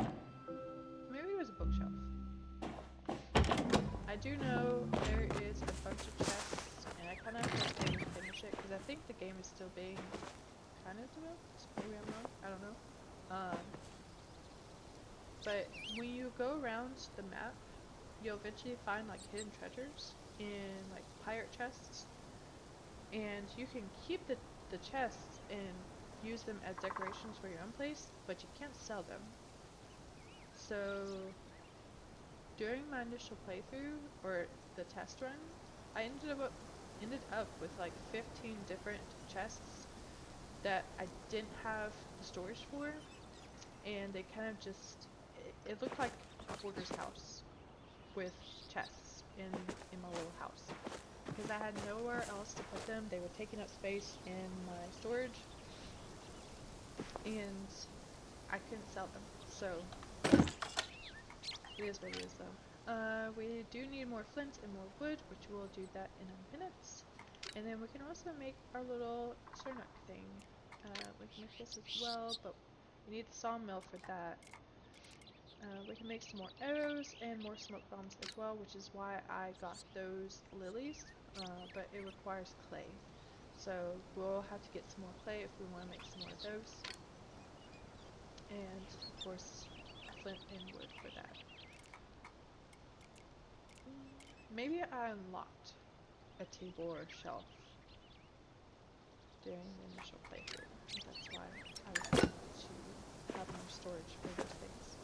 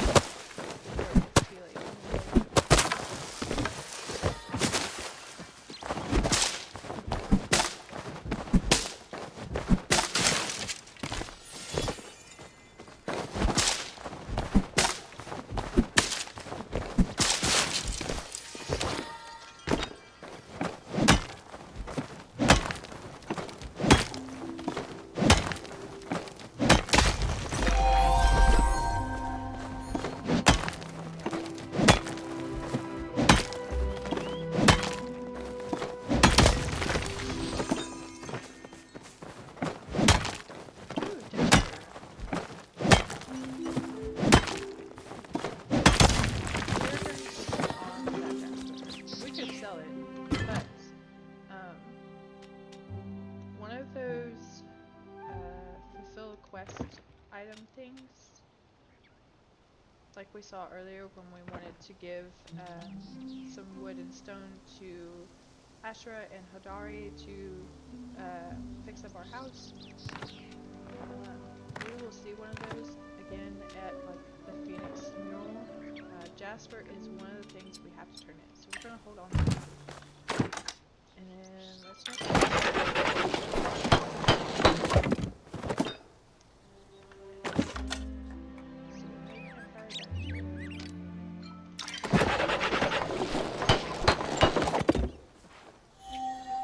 So we have nightstands, a chair, and a table.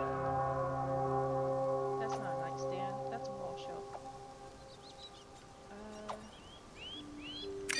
Woohoo!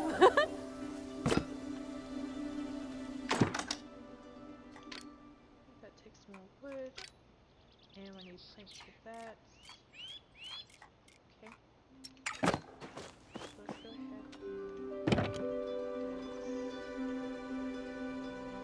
put this here and get the planks going.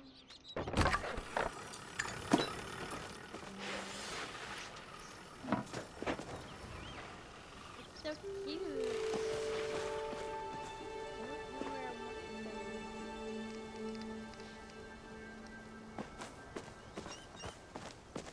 Go back here for now. How many planks do we need for pot? We can actually go ahead and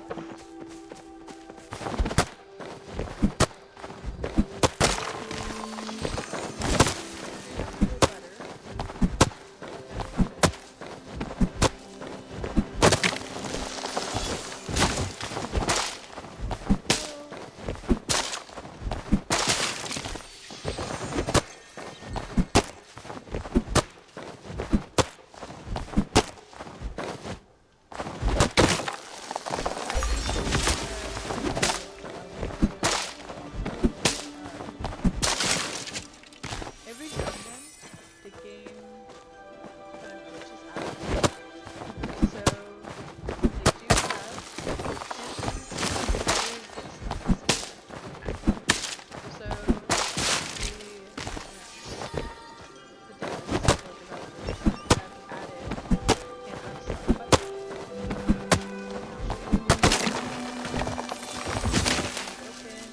Press escape, you open up the options menu. Where you can also quit game if you want to. You can click unstuck and it resets you to your last checkpoint, essentially. With your home plot, it always resets you over here. But that kind of helps you get unstuck. And if your tools aren't working for whatever reason, like sometimes when the game glitches, I can't switch from my pickaxe to my bow, for example. But when you hit unstuck, it'll let you.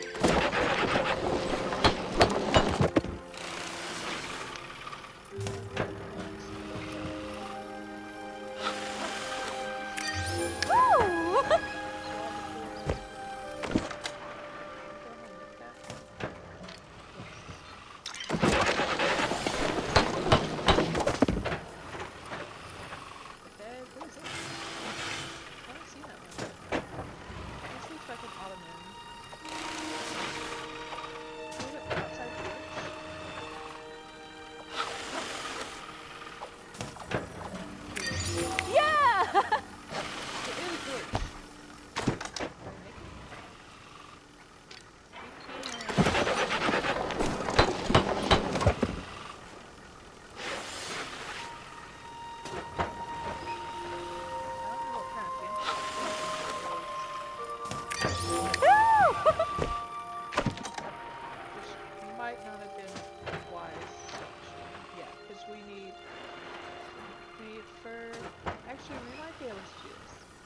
So there are some furniture pieces that you won't be able to do yet if you unlock them because they require fabric or leather. And we need a loom and a tanner in order to make those materials. Hadari. Heard you've been using that pick I gave you. If you want to learn more about the real life of a miner, come see me. I can teach you how to make a smelter or copper bars or even ceramics. It won't be easy, but it'll be rewarding. So we've already unlocked the next stage of mining, so we can get that smelter from Hadari the next time we see him. And this is Zeki. Zeki runs the general goods store. He also kind of runs the casino. Tired of going out hunting or bug catching, then having to drag your haul back to your house every quarter of a sun cycle? Well, look no further for your solutions than Zeki's expanded backpack. Zeki's expanded backpack greatly increases your storage space and cuts those trips home in half. Stop by Zeki's general store today. Zeki is also greedy, so anytime he can make a profit, he's going to. And Gina. So, I just met you, and this is crazy, but you're the only person that I could think of to message. Something strange is happening with the Phoenix Shrine. Nothing world ending, don't worry, but I could use your help if you've got the time. So we have extra missions that we can work on. Again, it's nighttime, so I don't think anybody's going to really do it. How many pets we got? We have 5.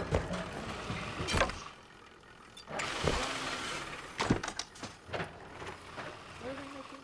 We're making this. We need 22.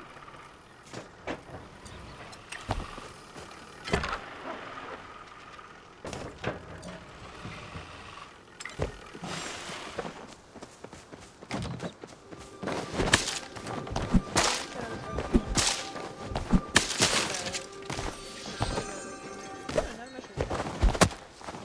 Mushroom.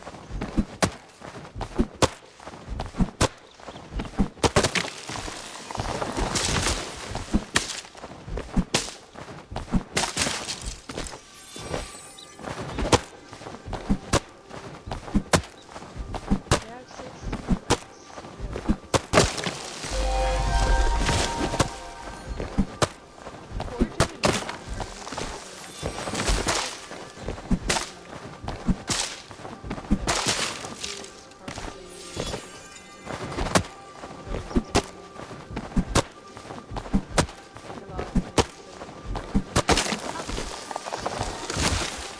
Ooh, what is that? Oak amber. Raw amber from an oak tree sells for a high price. I've never seen that before. Interesting. Okay, I'm gonna go ahead and get these mushrooms going.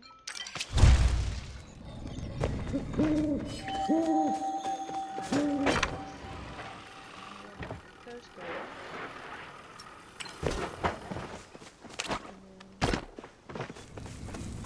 There's not really, so there is activity we can do at night in the village and maybe behind the but we haven't quite reached that level yet, so there's not really anything for us to do.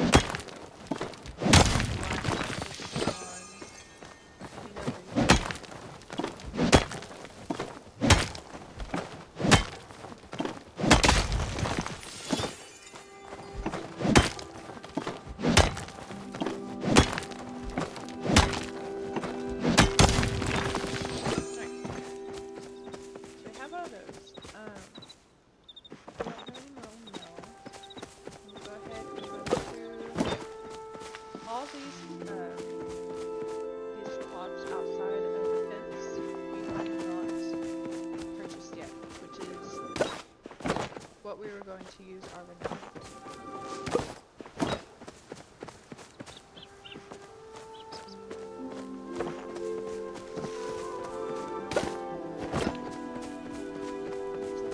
Since our focus is really good, I want to go ahead and collect all these mushrooms, go ahead and cook them all, eat some of them, but I don't think it's going to take, hopefully it won't take all of it to refill our focus bar. Mushrooms.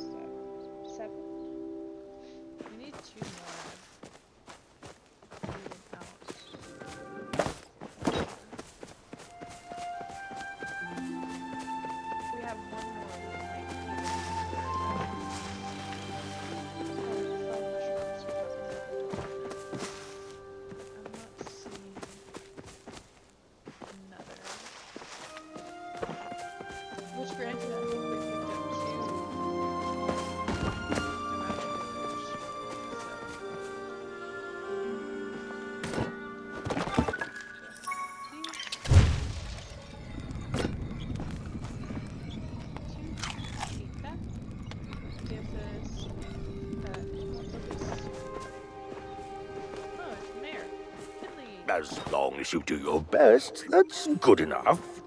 Greetings, I'm the Honorable Kinley Bahari, the firstborn son of the late Kunji Bahari, the 118th Duke of the Bahari Province, and brother of King Yara Bahari, the current Duchess of the Bahari Province. And I am mayor of this fine village, and it is a great pleasure and honor to welcome you here among us. This place is coming along swimmingly. Why, there's walls and a proper roof with no leaks. But it is a bit small, isn't it? Want to trade houses?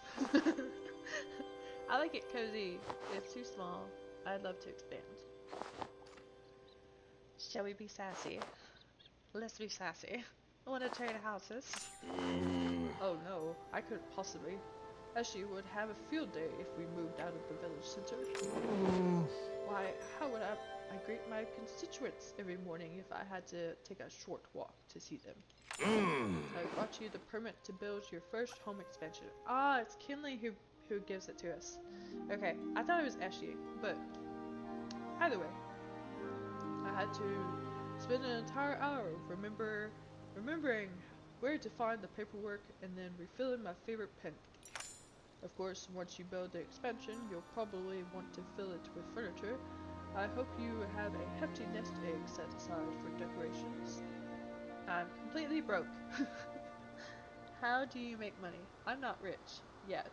I'm more the dumpster diving type. I'm completely broke. Oh dear. You didn't inherit anything from your parents? Wait, I suppose you can't, can you? Oh dear. Why don't you take this bit of pocket change? If you sell it at the shipping bin... What? I'm sure you'll be well on your way. How you gonna give me pocket change and then tell me to sell the coins? That makes no sense. In fact, you could sell all sorts of things. Just open up the shipping bin and see. Now I best be heading back. Kilima can't go too long without me. Could you come back later? Oh, he gave us quartz. Was that the pocket change? I think I missed something that scrolled up. We'll go ahead and sell that. I'm gonna keep the amber just in case.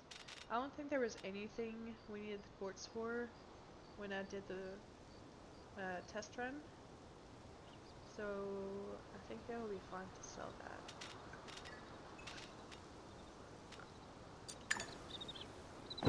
So we'll just go ahead. Mushrooms done. Let's get the next batch. We'll go in here and put up our decorations. Nothing like a stick on a wall. Oh,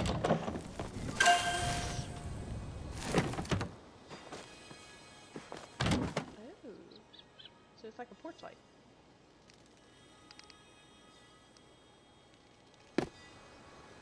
I just hope it doesn't set the house on fire. Oh, we also have a table.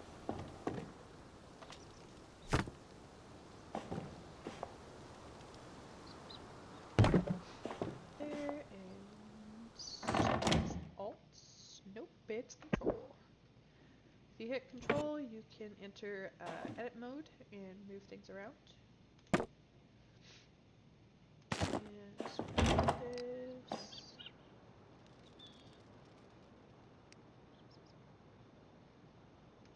Here. Wipe your feet on.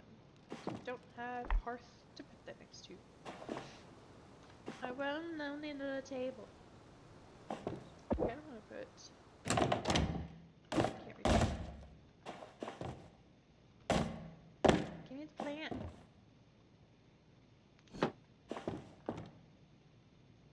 That's kind of gross. Never mind. Cancel that. Put some shoe on the kitchen table.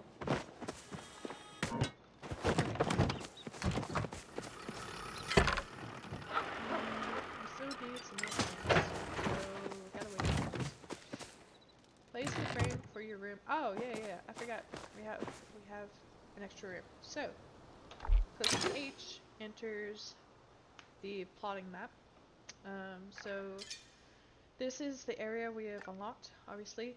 And all these squares we have not unlocked. You cannot unlock a section that is not connected to an unlocked part. So if I wanted this over here, I have to unlock the connected pieces, right?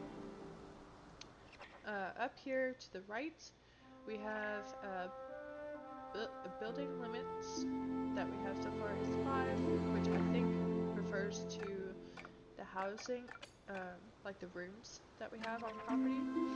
The core limit is also here, so our limit is 3,500. We currently have 387 decor, which I think it may count each of the vegetables. I'm not quite sure where it gets the rest of it. We have a plot value, which I don't really know what that's for. I guess this to show off how much your house is worth. Anyways, I don't think you can sell your plot in Starter. I don't know why that's important. Maybe there's like a online competition to showcase your plot and the creativity you put into it. I don't know. Because Tish does have different types of furniture sets that you can choose from, and I can show you those in a minute. They do, excuse me, they do cycle through Tish's shop, so she may have one set one day and then a different set the next day. And we again have to buy writs in order to unlock sections. So sometimes, like if I get enough renown to have like 1,000 renown points, then I'll buy like 2 or 3 writs, and so those will be up here, and it will show us how many we have left after we've used them. I'm not sure why Amber is available, but we can go here. Let me guess the room. Oh, it's just this. So we have the small room. That. And we have it here. That's our options. Or we can just make it a standalone, which that makes no sense.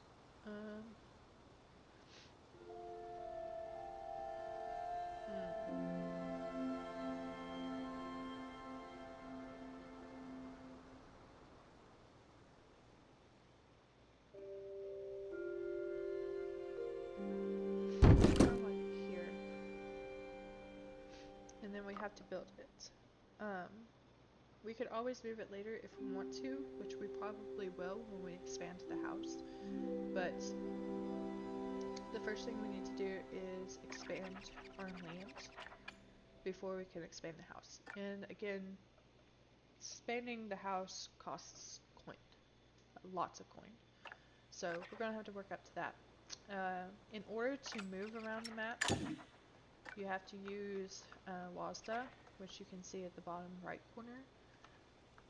I was not paying attention to the bottom right corner the first time I played this, and I kept trying to click and drag, which is why I'm displaying it now. Oh, hey Tish. Glad to see you out and about. Hi there. I'm Tish. I run the furniture store in town. Asher and Hodari said they got you set up with some of the basics, but I wanted to stop by and make sure you had everything you needed. After all, a happy home means a happy life. And what makes a home happier than decor? If you want to finish that addition you're building, you're probably going to need some bricks and planks. Oh. Ashura will be able to help you with a sawmill recipe once you're comfortable with foraging. And Hodari sells the stone smelter you'll need for the bricks. If he's not in the village, check Bahari Bay to the east. That's where he lives. Yes. Isn't setting up a home exciting? There's just so many possibilities. If you ever want to feel inspired about what your home can become, check out the Home Tour board to the left of your plot exit. Kilima sets up a show home with all kinds of furniture you'll be able to build, and other new humans have set up plots too. Once you're done checking that out, stop by my store in town and I'll give you some new recipes to play around with. Oh. I'm so happy you decided to make Kilima your home. I just know we're going to be best friends. Doodles. Again, Tish is Raph's sister, and I suspect her and Jell are related, but I might be wrong. Oh, we need to finish building our extra construction board. Need a bunch of planks and some brick, which we don't have. It's not good.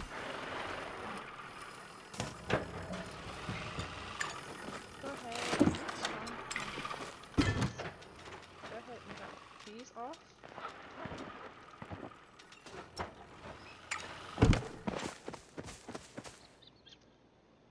And we need to visit this show home via the home tour board, which I don't remember. This one?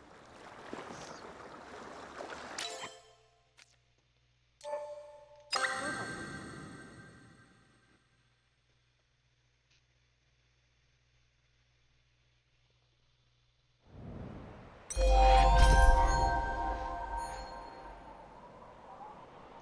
I don't remember the tickets. This is a house I think the devs have created to kind of give you an idea of what you can do with the houses or the rooms that you can buy for your house. We have this nice little garden section over here.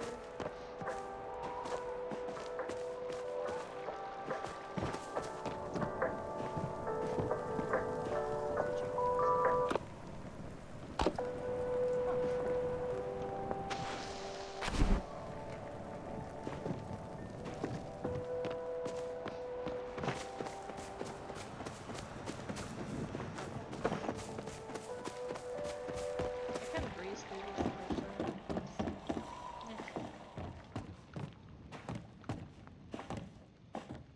This is a cute bathtub. Oh, no. They even animated the water coming out.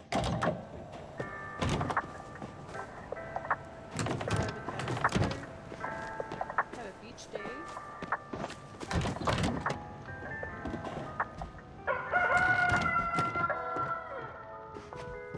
yeah, this just basically gives you an idea of what you can do, what types of furniture sets that may come available, whether in the community store or I always love spiral staircases.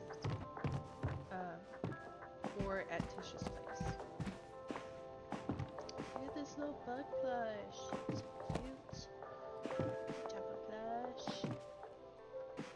Is that a winter chop?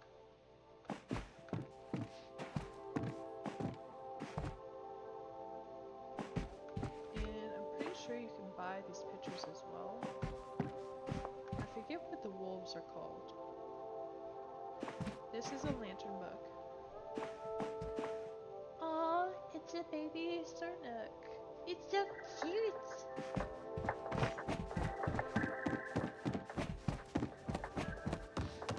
I am still working on my art shop, if anybody's curious.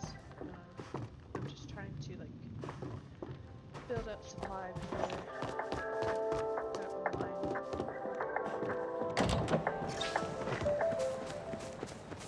That up.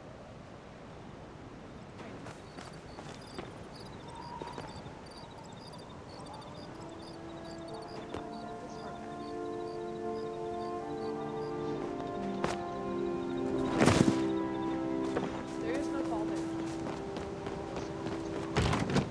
I don't know where this goes.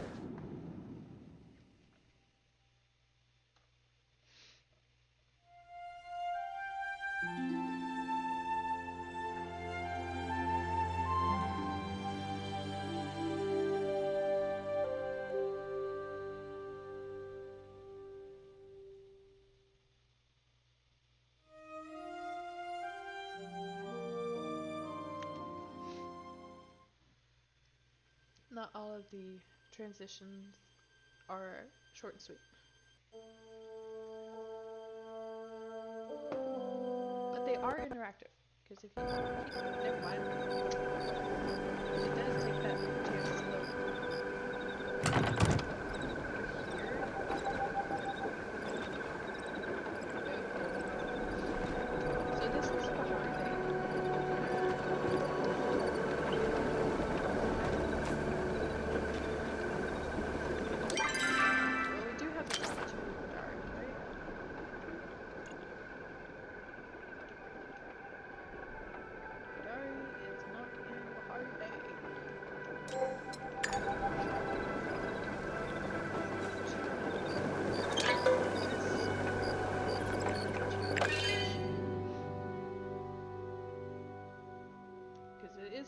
nighttime, so people should be waking up.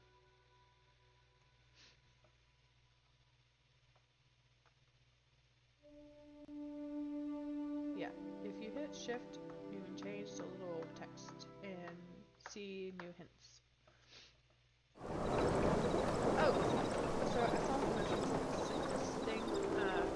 When you start this game, there is a disclaimer that if you're prone to having seizures due to flashing screens, please be aware that there may be flashing scenes in this game.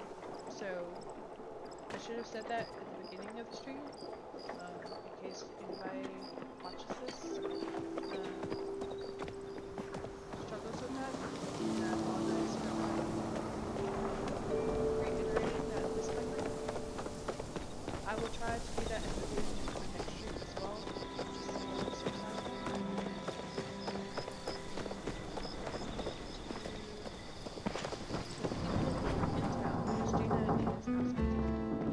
Yeah? Heard you been putting that pick. Heard you been putting that pick I gave you to work. If you want to hone those skills, build yourself a smelter.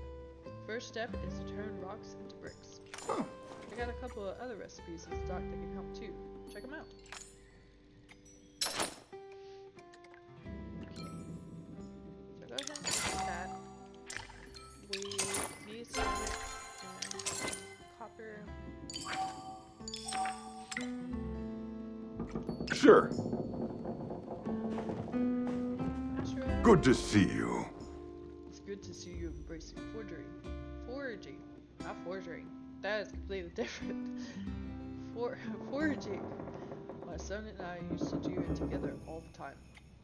If I remember correctly, because I don't think it stated it so far, Ashra is Hodari's father. If I remember. I think you're ready for this new recipe I've got in stock.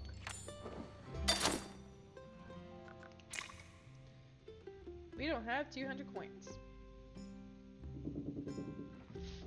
So we will need to come back to him to get that recipe. Thanks for So dropping we will by. need that axe. Talk to Tish.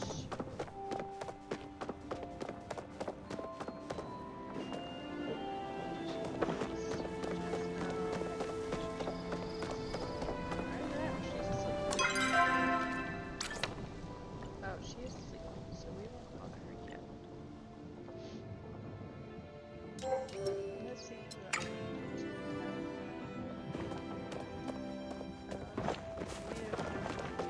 This is I've got the best metal you'll find.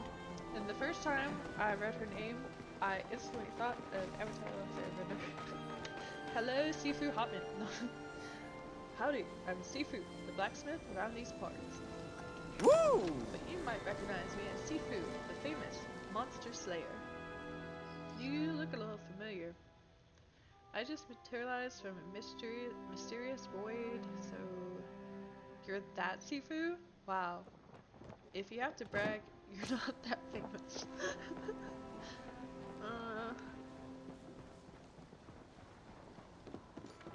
This one. Huh? Right. I suppose I could cut you some slack for not recognizing the most famous monster hunter in all 12 provinces.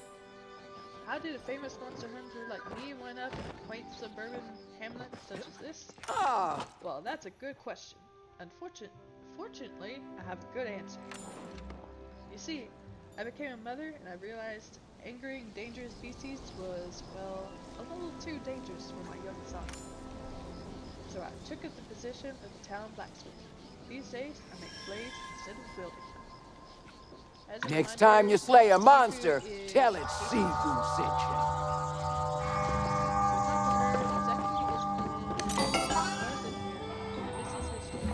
We need 5,000 coins. 500 coins. We need 500 coins for the first backpack. We need 5,000 for the second one. And we can buy seeds and worms and all that stuff from him if we were to. Also expand our ammo, which I didn't show you all that. You guys inventory have these tabs as well. This is your basic item tab. This is your ammo tab, which has their own separate slots. These hold quest items, so you have a lot of slots for those. I forget what the shiny pebble is for. I know this goes to Jim. Anyways, and then you have your currency slots, which I don't know what these are for. Token that lets you reroll your daily quest. I now know what they are for. The others, from what I've heard from other players, not Palia coins, but like the fishing medals and the cooking medals, basically all of the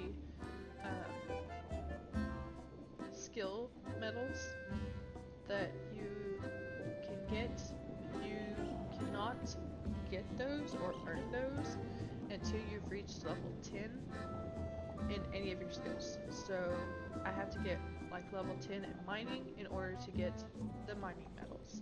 And then once you get the mining medals, you get so much that you can go to the characters who are assigned to that. Like mining is Hodari.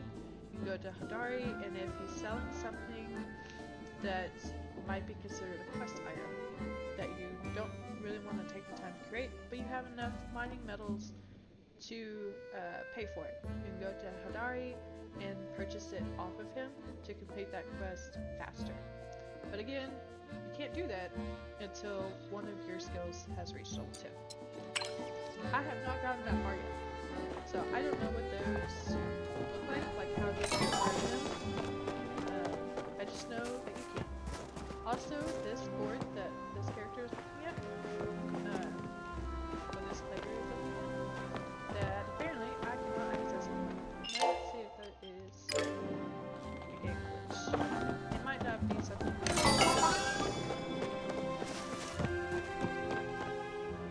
cannot access it at this time. So I will show you and explain to you that update. But it looks like this is up. Also, Nemo is usually over here. This is the stables, right? Oh, Tish is not in a relationship with him. Wait, yeah. Tish is with Jell, and then Kenyatta, who we haven't met yet. She is the daughter of the mayor and his wife. Kenyatta is in love with Neo, but they're having a secret romance because her mother is, as you've seen, hoity-toity, and Such a great day, isn't it? down on Bodger and his family. So she is highly against Kenyatta dating Neo, and that's why they keep it a secret. Anyways, you're back. Did you get a chance to check out the show hunt? It was huge. I could do better. It gave me a ton of ideas. Not enough bouncy castles. Not enough bouncy castles, man. We need some more. You sound just like Rat. I bet you two would get along. But a whole bouncy castle seems a little advanced. Why don't you start with something a little smaller and work your way up? Yes. I've actually been working on a new set. It's a little rustic, but I think it's perfect for someone just starting out. Why don't you take these recipes and see if they can inspire you more? You might even come up with some furniture ideas of your own. And if you run out of materials, you can always pop by the register over there to purchase some if you don't feel like making them yourself. Yes. Or you can check out the furniture I've got in stock. I try to update the rotation every day, so check back often to see if anything catches your eye. Bye. So that's another thing. I haven't showed you all Trisha's shop. I have no idea where she's going though. Just woke up.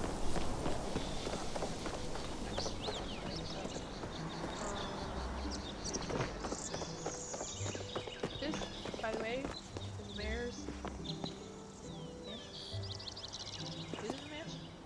Can we call it a mansion? Because they do business in there as well. I don't know if their beds are in here. Find out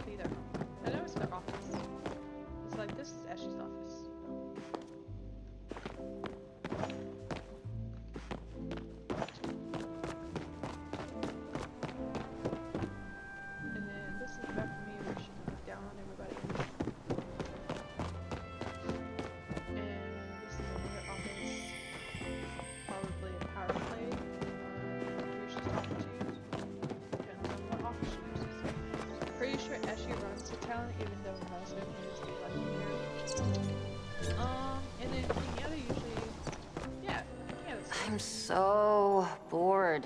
Sup? You're new, right? I'm Kinetta, glorified City Hall receptionist. My parents run this place. If you have a problem, you should probably go to one of them. But if you want to get up to trouble, hit me up. Ugh, back to being bored. So that's Kinetta. Has a little teenage angst going on, but most teenagers do. This is Tisha's shop. So the register she was talking about, you can come in here and find supplies. So like you can buy the leather and fabric and silk that we'll eventually use, but it's better to just like get a loom and make your own, because these can get pricey, especially in silk. But you can buy different wallpapers for your houses, which sometimes we get those for free, so I'm not going to worry about them. Different floorings, things like that. So you can decorate that as you want to. There's recipes for making your own storage supplies and furniture. And then, of course, you can section off all the items. A lot of shops have registers like these. Some of the NPCs who sell stuff, what they can sell on their person sometimes differs from what they sell at the register. So sometimes you kind of have to check both to see what all they sell. And then of course with Tish, not only, I don't think she sells anything on her person because she sells furniture, so it doesn't kind of make sense that she has things on her person that she can sell and give you. But her register is different from things in her shop. These things change. The things in the register do not, as far as I know. So, like this is a board game. I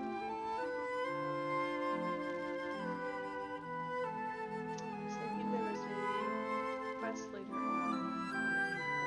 in the board game, but I don't know if it's that board game. I think there's a couple of board games in the video game, so I'm not sure which one. But anyways, different flower pots, magnets, things like that. And again, like these have different furniture sets. So like this is part of the Moonstruck set. This is part of the Elderwood set. And it's kind of like a collectible thing where you try to collect them all as they come into Tish's shop. And then you have a plushie pool, because some people like to play with plushies. And there's here, you got the hanging stuff. This usually has the section that provides lighting. I really like this one, but that is 1790 coin, and we don't have a lot for that. Anyways, that's Tish's shop. I'm trying to think. I've already given you a tour of Zeki's. Show you gels. This is the inn. Oh, this is Seafood's blacksmith shop. She also does not carry herself.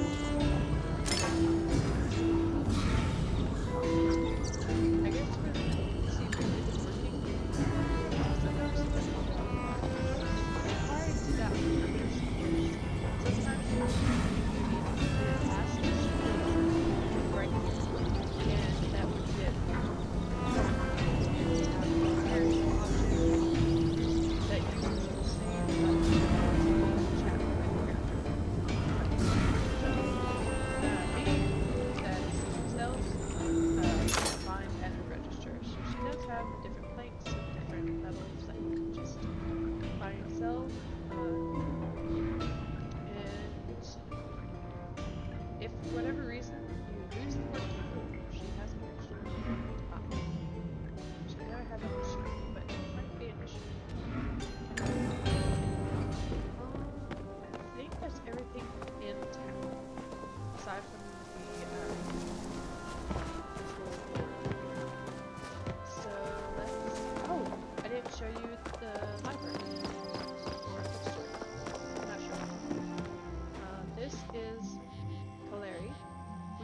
not met her twin sister Eloise.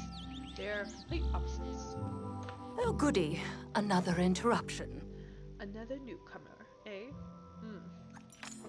Perhaps you think this building looks friendly and inviting. Maybe you thought you could even borrow a book or two. Oh, Incorrect. The Palian librarian's job is not to just loan books out to willy-nilly. No, she must also guard the knowledge within those sacred tomes. I don't know how they did things where you come from, but we Palians believe knowledge in the wrong hands can be disastrous. You may peruse the books marked for public use, but you won't see a drop of extra knowledge until I have properly vetted you. Now off you go. I am far too busy to keep coddling you. If I see so much as a single dog ear, you'll regret it. The more you get to know her, the more she chills out. At first she seems just as snooty as Eshi. Eshi remains snooty throughout the storyline that I've played so far. Ilaria kind of calms down. And you find out that some of the reasons her and her sister behave the way they do is because of some of the things that they had to go through as a kid. They didn't have very good childhood. Actually, I think it's just snooty.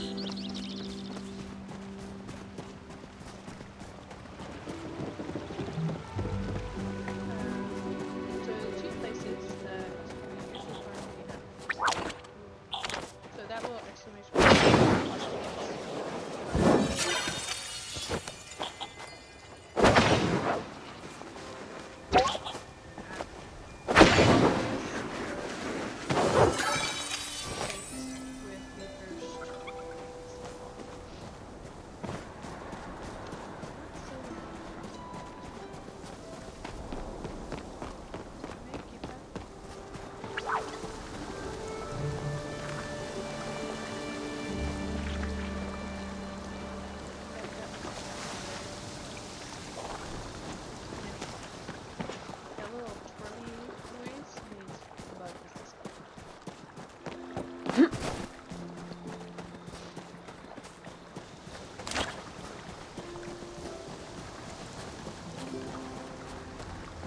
Sorry, I was in my thoughts.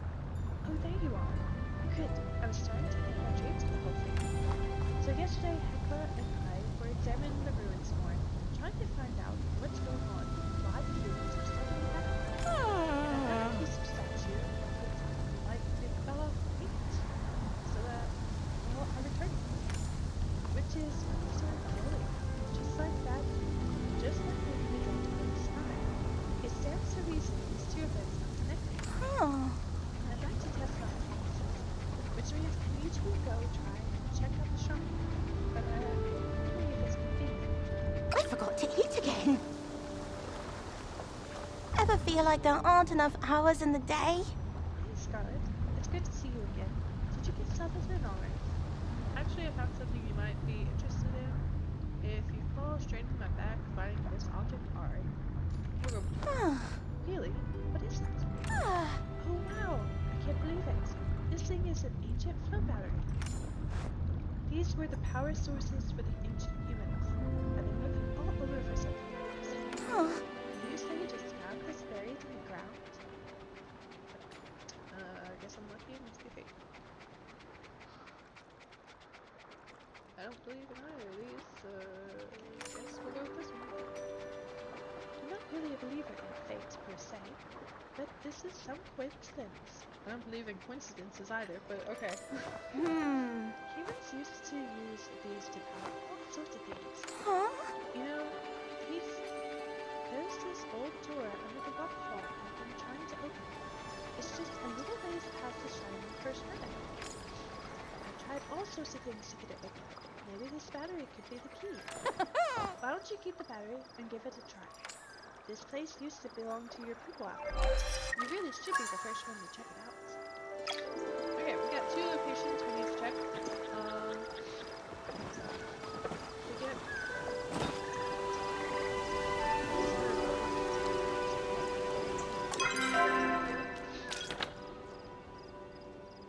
there's one.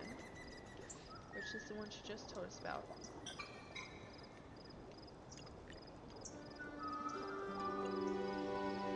That goes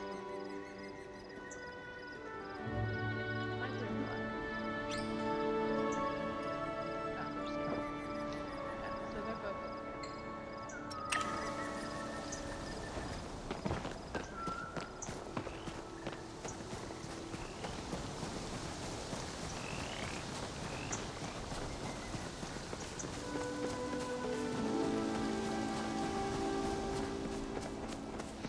Again, if the voices I'm doing for these characters ever sound weird, please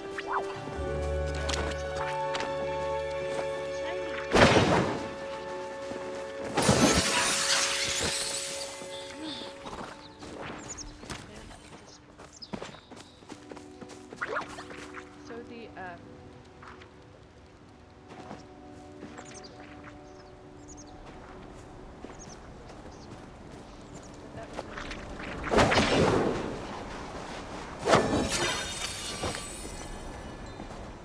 so as you can see in my inventory, there is two of those beacons, right? For sequence. There's this common one, and then there's this one that's got a star on it. If it has a star, it is placeable.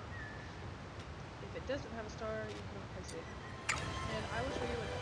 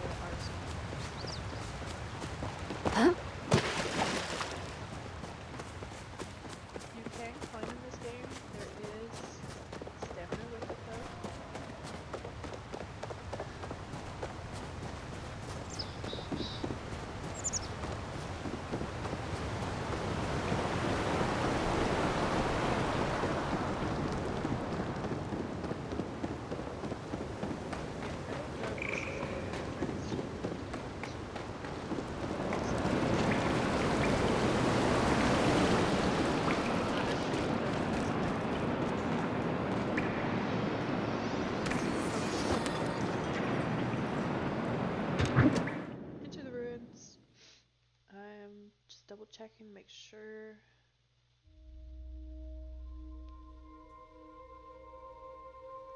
Yeah, it doesn't look like the chat goes around to me. Okay, okay, that's good.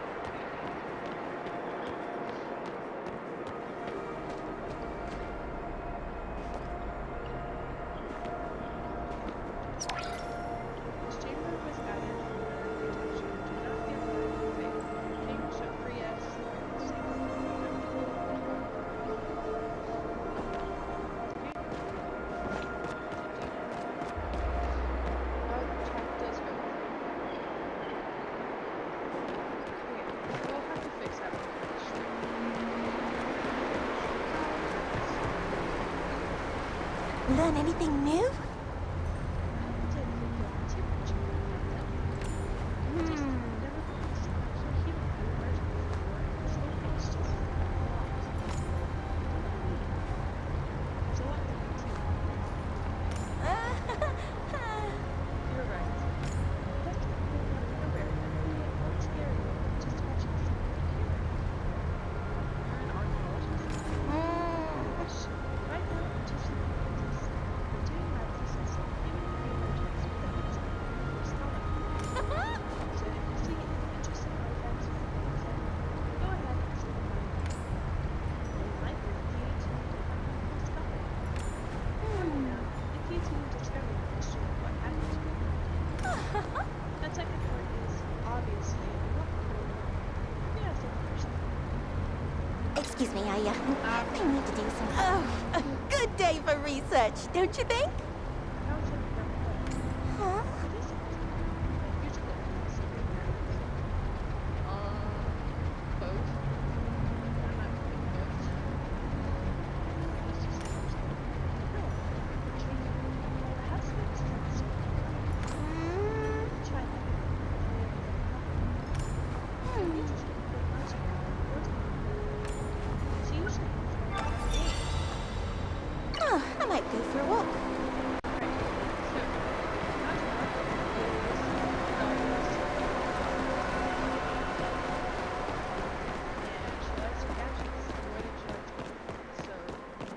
I think it's just because she's awkward. She does have a bit of a stutter, I think. Either that or she's just. While we're in the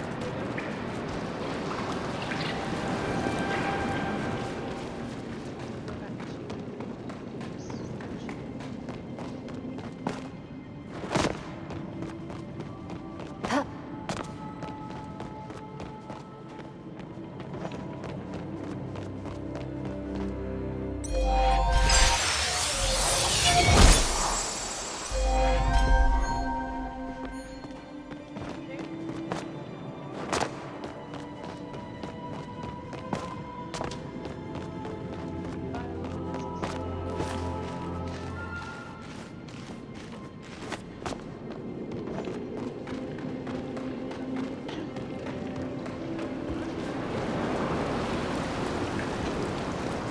So there's two ways that you can do it. There's play, the other way is to find a house. The other way is our place. Plus, we only have about 20 minutes left to stream, so I don't know if we'll be able to go to the restaurant today.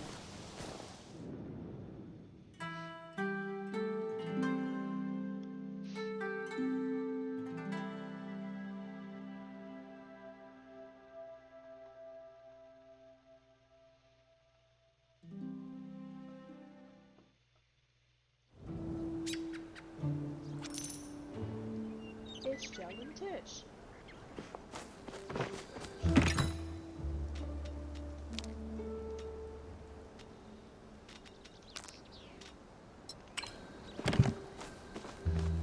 Hi. Oh my gosh, this looks so good. Yes. I was just going to stop by to see how things were going. You're already done. Hmm? Tish, dearest, must I languish awkwardly about your introduction? Oops, sorry, Jelly. I just got so excited. Scarlet, this is my bestie, Jell. Oh. He's a genius at tailoring. You might have seen his shop in town.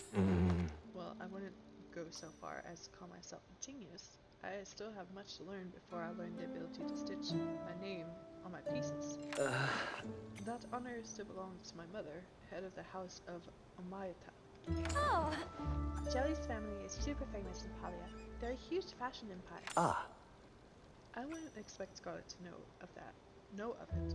Materializing out of thin air is, after all, a valid excuse. Anyways, I just wanted to bring you a little present for your home. And I wanted to ensure you knew who to visit when you decide to freshen up your outfits. All you need to do is open that wardrobe you have built and explore the possibilities. oh, If you want new things, you can check out Jel's shop and see what else catches your eye. Thank you, Tish. I don't know what I would do without your constant emotional support. oh. We better get back, but if you have any questions, you know where to find us.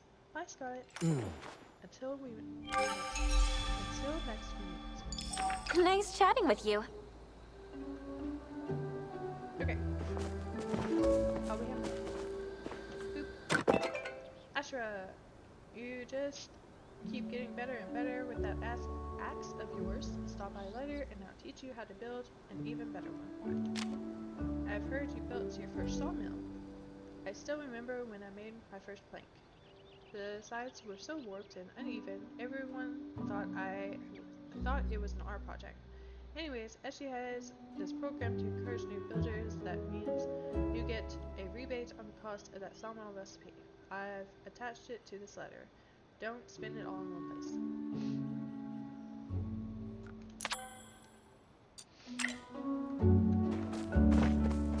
Okay. Looks like this is done, so we'll take this. And what do we need? Oh, for the smelter? Oh, we need one more ceramic iron.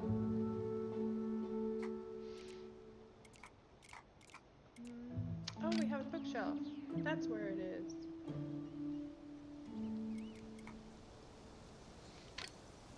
And she gave us a couch. We have beds. We probably didn't need to unlock the armchair.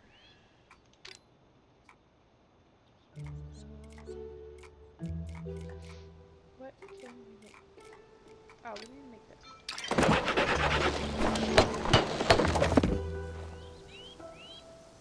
I don't know what this is. This is my dad's store.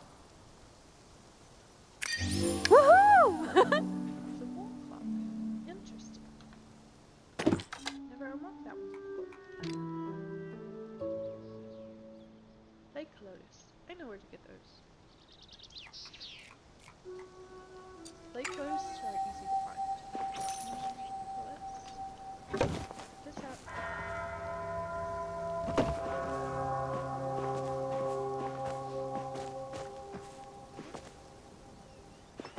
So let me show you what the bugs look like. Basically, it's in a little terrarium. Some of the fish do as well.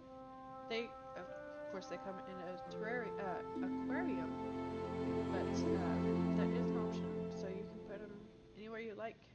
I'm not going to keep this one because it is a steel bug spawning. We can also put out flowers. They start out as seeds. And once they grow, we can just move them and they won't revert back to seedlings. Which is great. But we have to grow them first.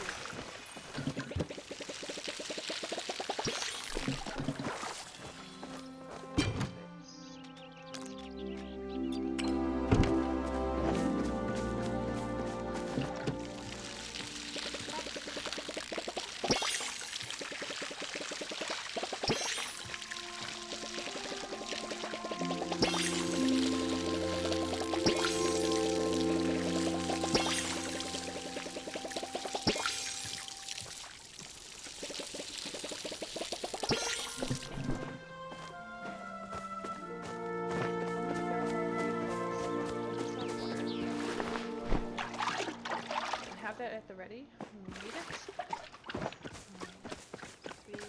Oh, that's why we 60?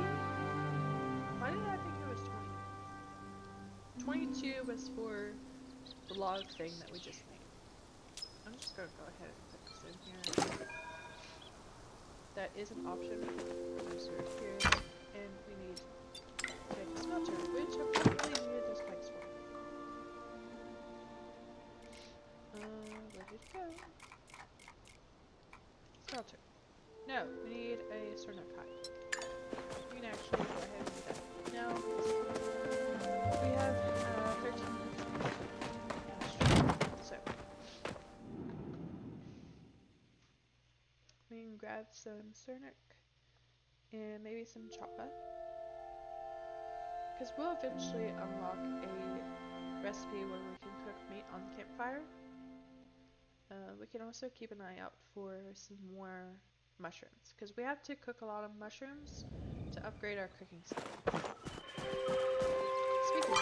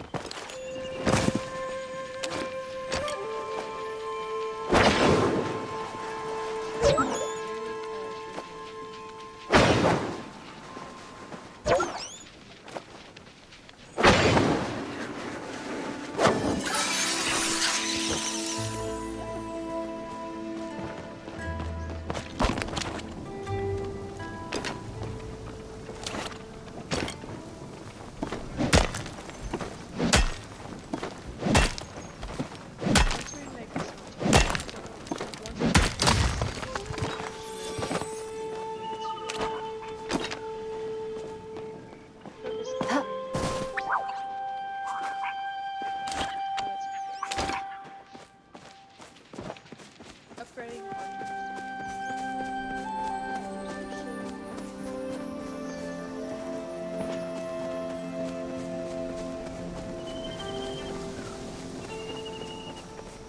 this grove is usually full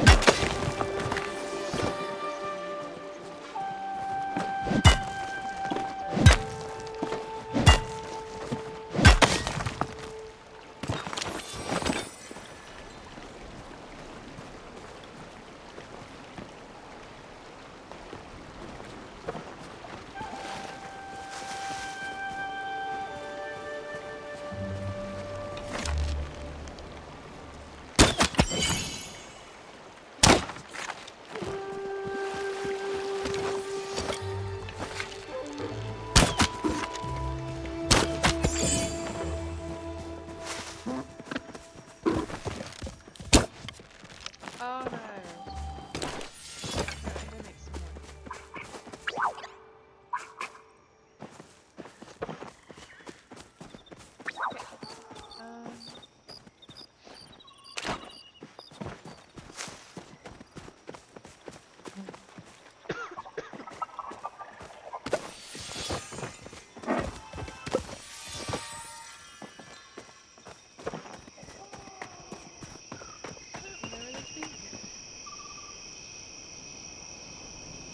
here.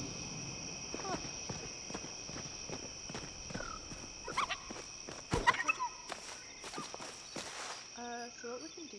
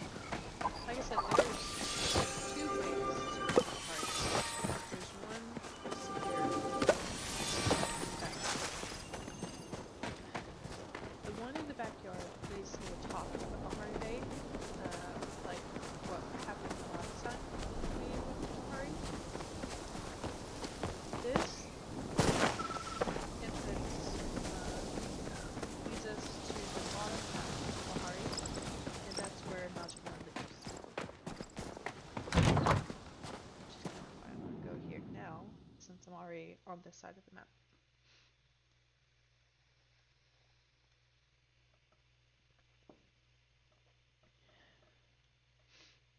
I like certain aspects of Bahari Bay, but it's not my favorite part of Palia. I prefer Kilima Village and the surrounding area, um, mainly because that's where almost everybody is, and I can get a lot of quest things done while I'm in Kilima Village, and there's a lot more to do in Kilima Village. But Bahari Bay does have some of its charm as well, so it's just a preference thing.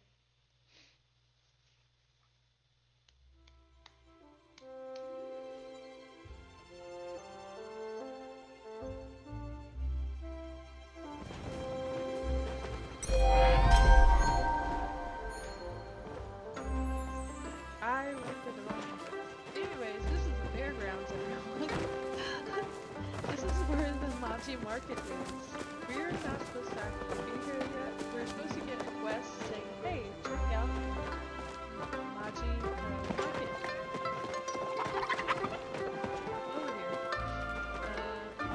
There's extra quests here that we can do.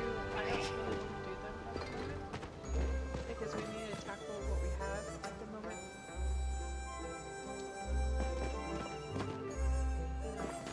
We do have Pop and Chop,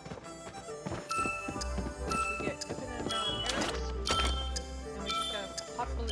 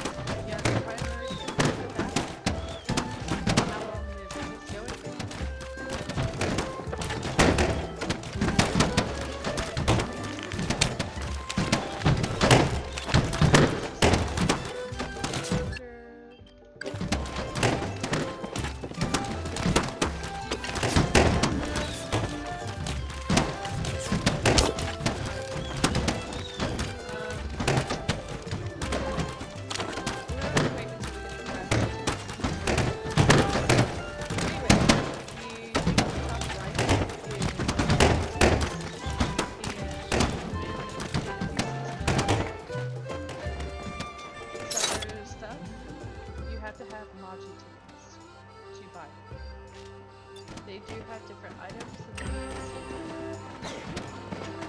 to be honest with you, between this and the casino that technically runs with Rep, I have no idea. The Monty Market goes on until 3 a.m. The casino does as well. Both start at 6. So like they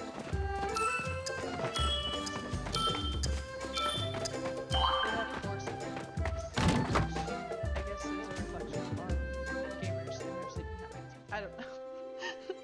We have poor sleeping habits too.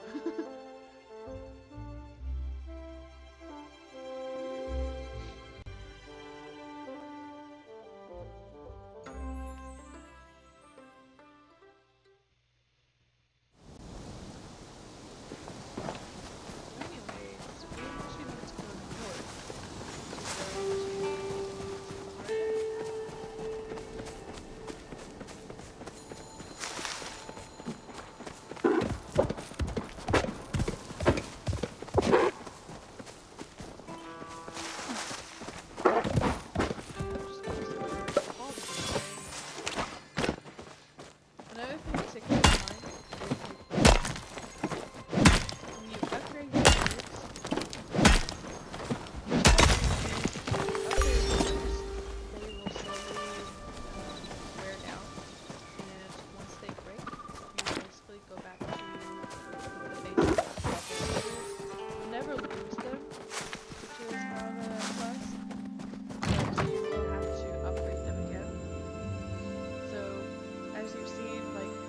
pickaxe can only break small ore deposits and stone deposits, and the axe that we currently have can only take down small trees. Once we upgrade those, we can take down bigger trees and the bigger ore deposits and stone deposits.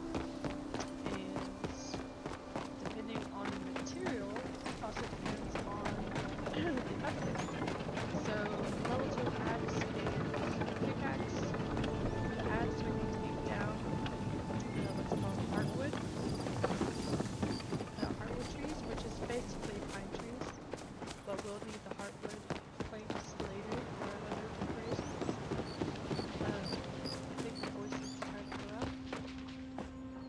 The second level of pickaxe will help us get iron, because I don't think, even with a small deposit of iron, we can get iron version as we have. What are you doing? Oh, hi, I'm Najima. I work with my dad in mines, or at least I used to before he said it was too dangerous. Not that I meant to complain to a complete stranger. Sorry. It's nice to meet you. Nice to meet you. Nice to meet you too. Wait, I just said that. Forget I said anything.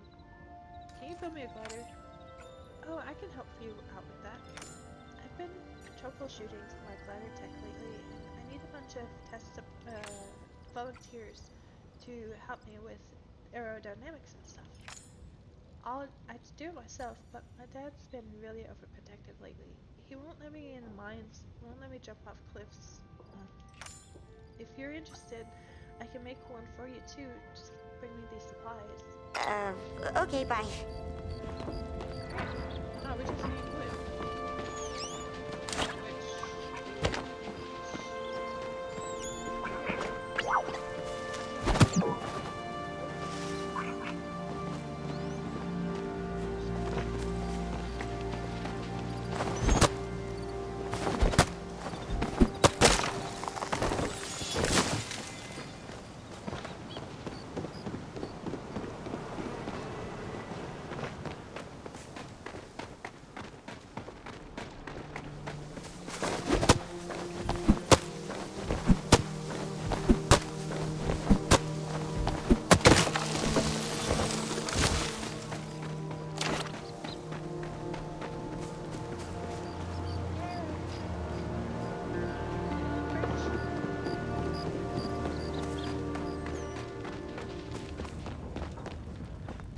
Excuse me, ma'am. Not a lot of people come out this far.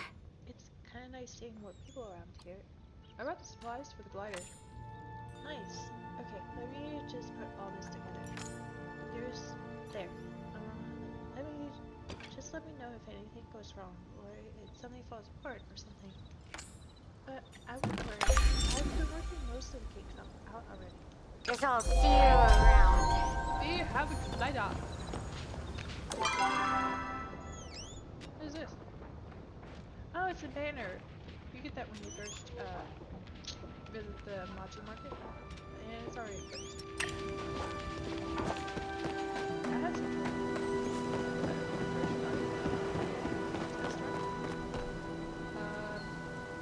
To test it out, or to show you what it looks like, which is basically that. So,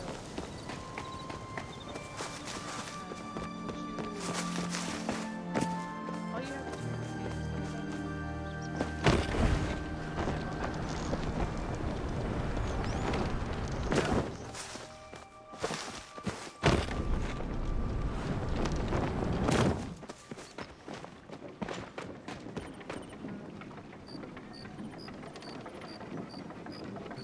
do everything else is at one. Quest is what I'm going to do. Plot, so you all can see the fast travel, which isn't much, but I haven't showed it to you yet, so I'm going to do that. After we complete a few things, if we can, at home, we'll start wrapping up the stream.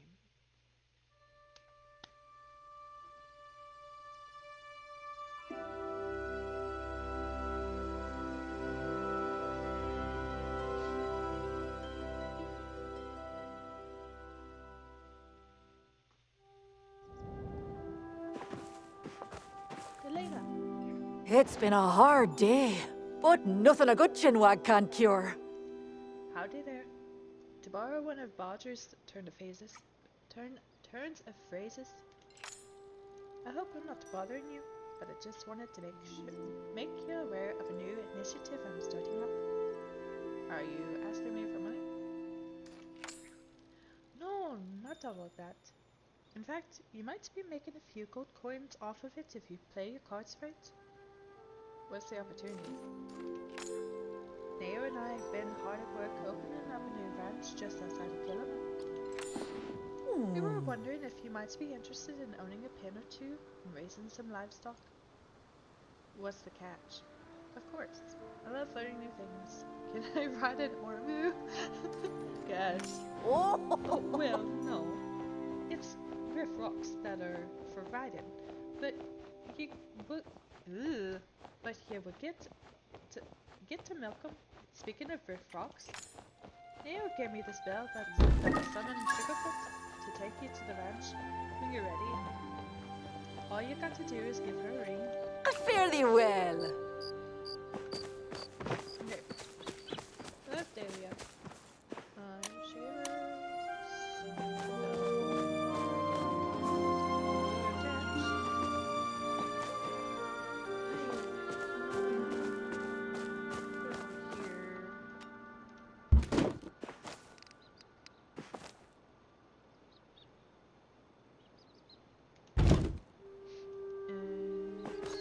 We will do that next time because there's a lot to do to teach you how to take care of the animals. So we will do that.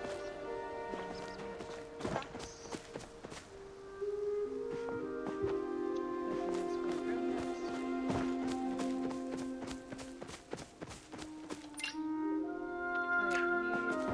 We did all that so we can build.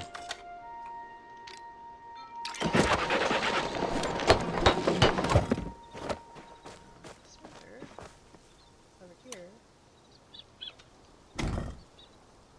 for now.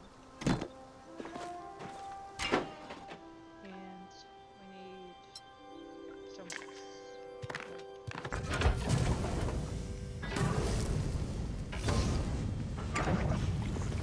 That will give us 17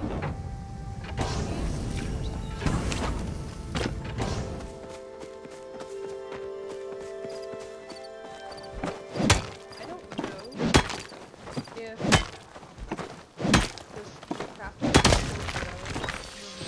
out, so I'm just gonna put it smelter and the with what we need, and maybe it'll do it. If it doesn't, we'll just handle it when we stream return.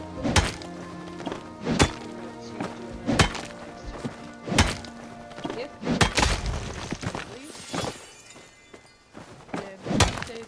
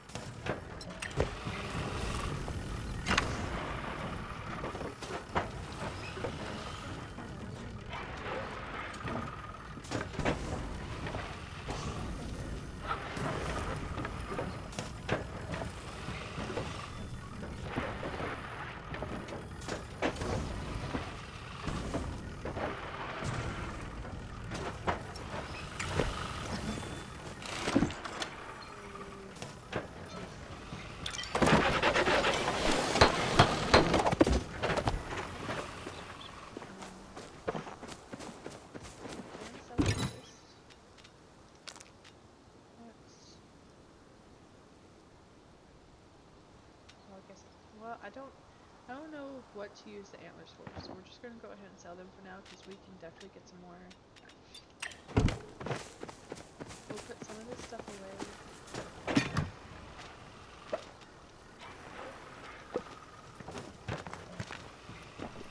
I'm not sure what to do with the candy yet. I think we just eat it. Yeah. Right now, there's not any recipes where we can use it to make something. Some type of dessert. I do like these little banner things. I don't want that there. I'm gonna put that right there because we're going to. Finley, what are you doing?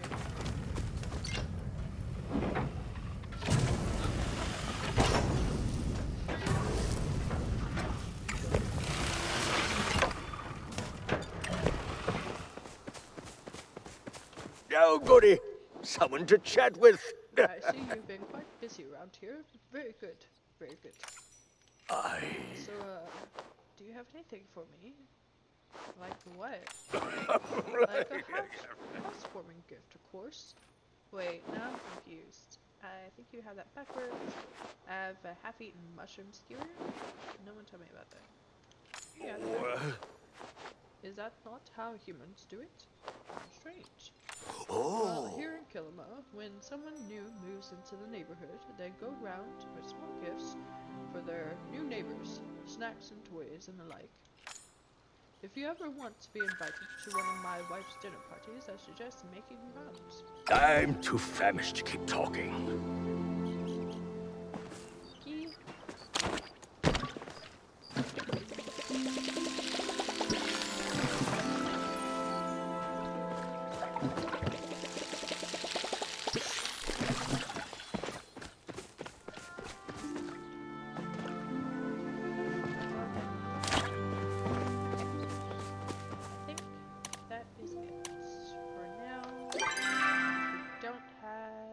We do have 518 points. So the next time we stream, we definitely need to get a new bag so we can expand our slots.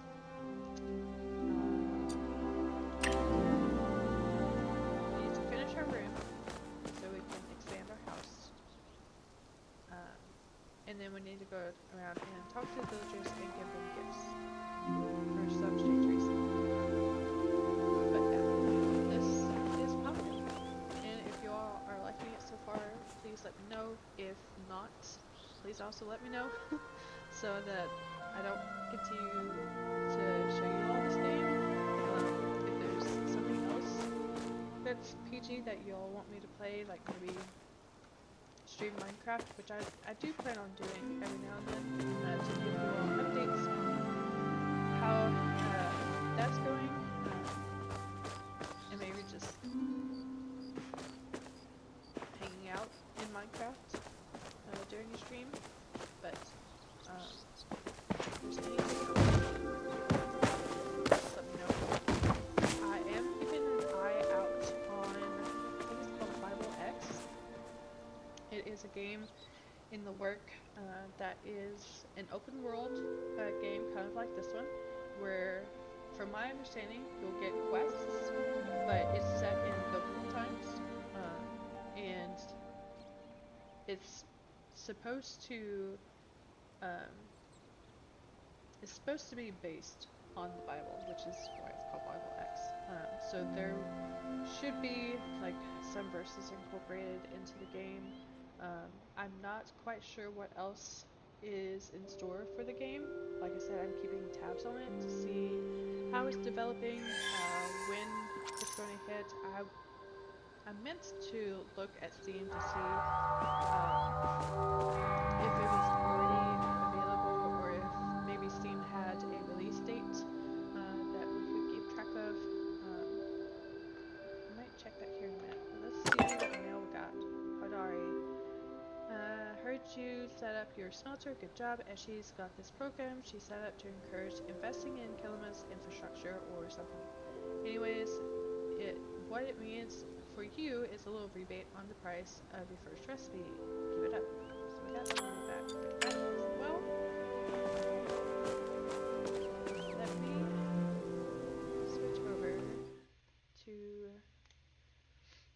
our chatting cam. Let me get out of the game and check Steam real quick for you all. Let's see if maybe. Then again, it might not go through Steam. Yeah, I'm not seeing it. Gate 0, is that? Gate 0 might be it.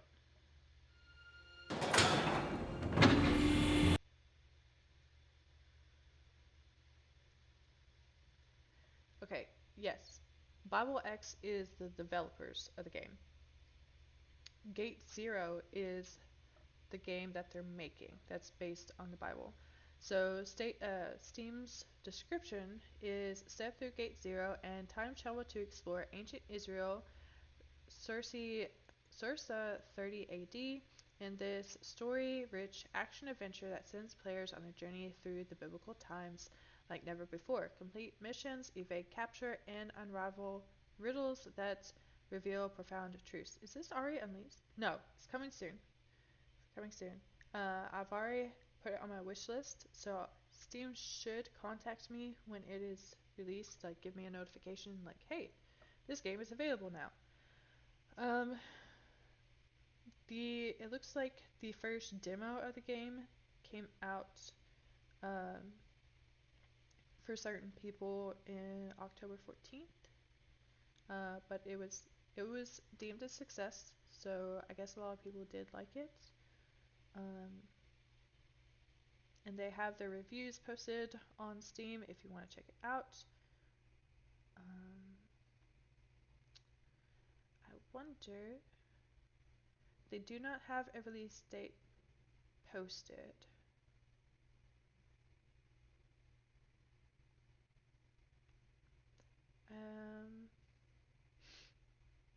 Okay, so let me check something else real quick.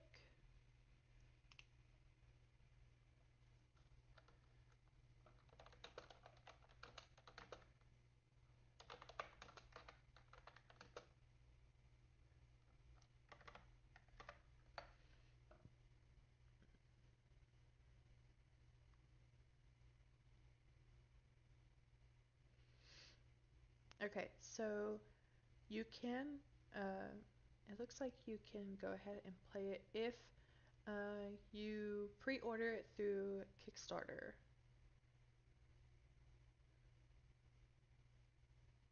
But they don't really have a set price for the game yet.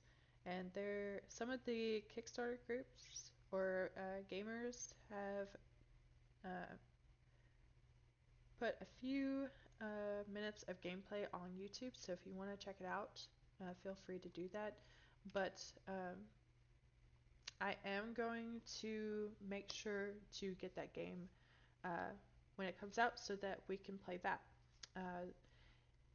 When that happens, it'll probably override Palia because I am super excited about it and I have been itching to play it since I heard it was announced. So I've been waiting for it, and it's going to take up a lot of our time when it first comes out because I want to explore that game and like do all the missions and stuff and see how the Bible is like interwoven into the gameplay. So it's exciting. It's something I'm looking forward to. Again, I'm trying to keep tabs on it. So as soon as I know a release date, I will let you all know, and I will try to update you all. What game? Gate Zero by Bible X.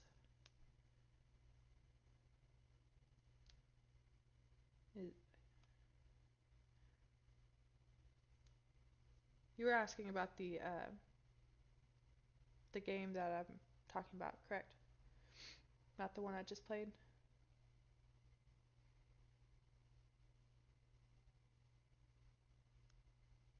Sorry, my brother's in chat. So, but yeah.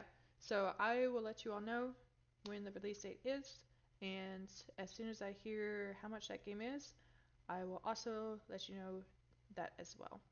But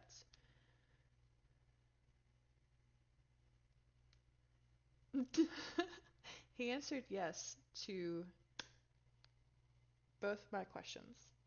I just played Palia. The game that I'm talking about, I'm looking forward to, is called Gate Zero. And it's listed on stream as coming soon, or Steam as coming soon. So, but yeah. Again, next Tuesday is when I hope to stream again. So I will see you all then. Have a good night.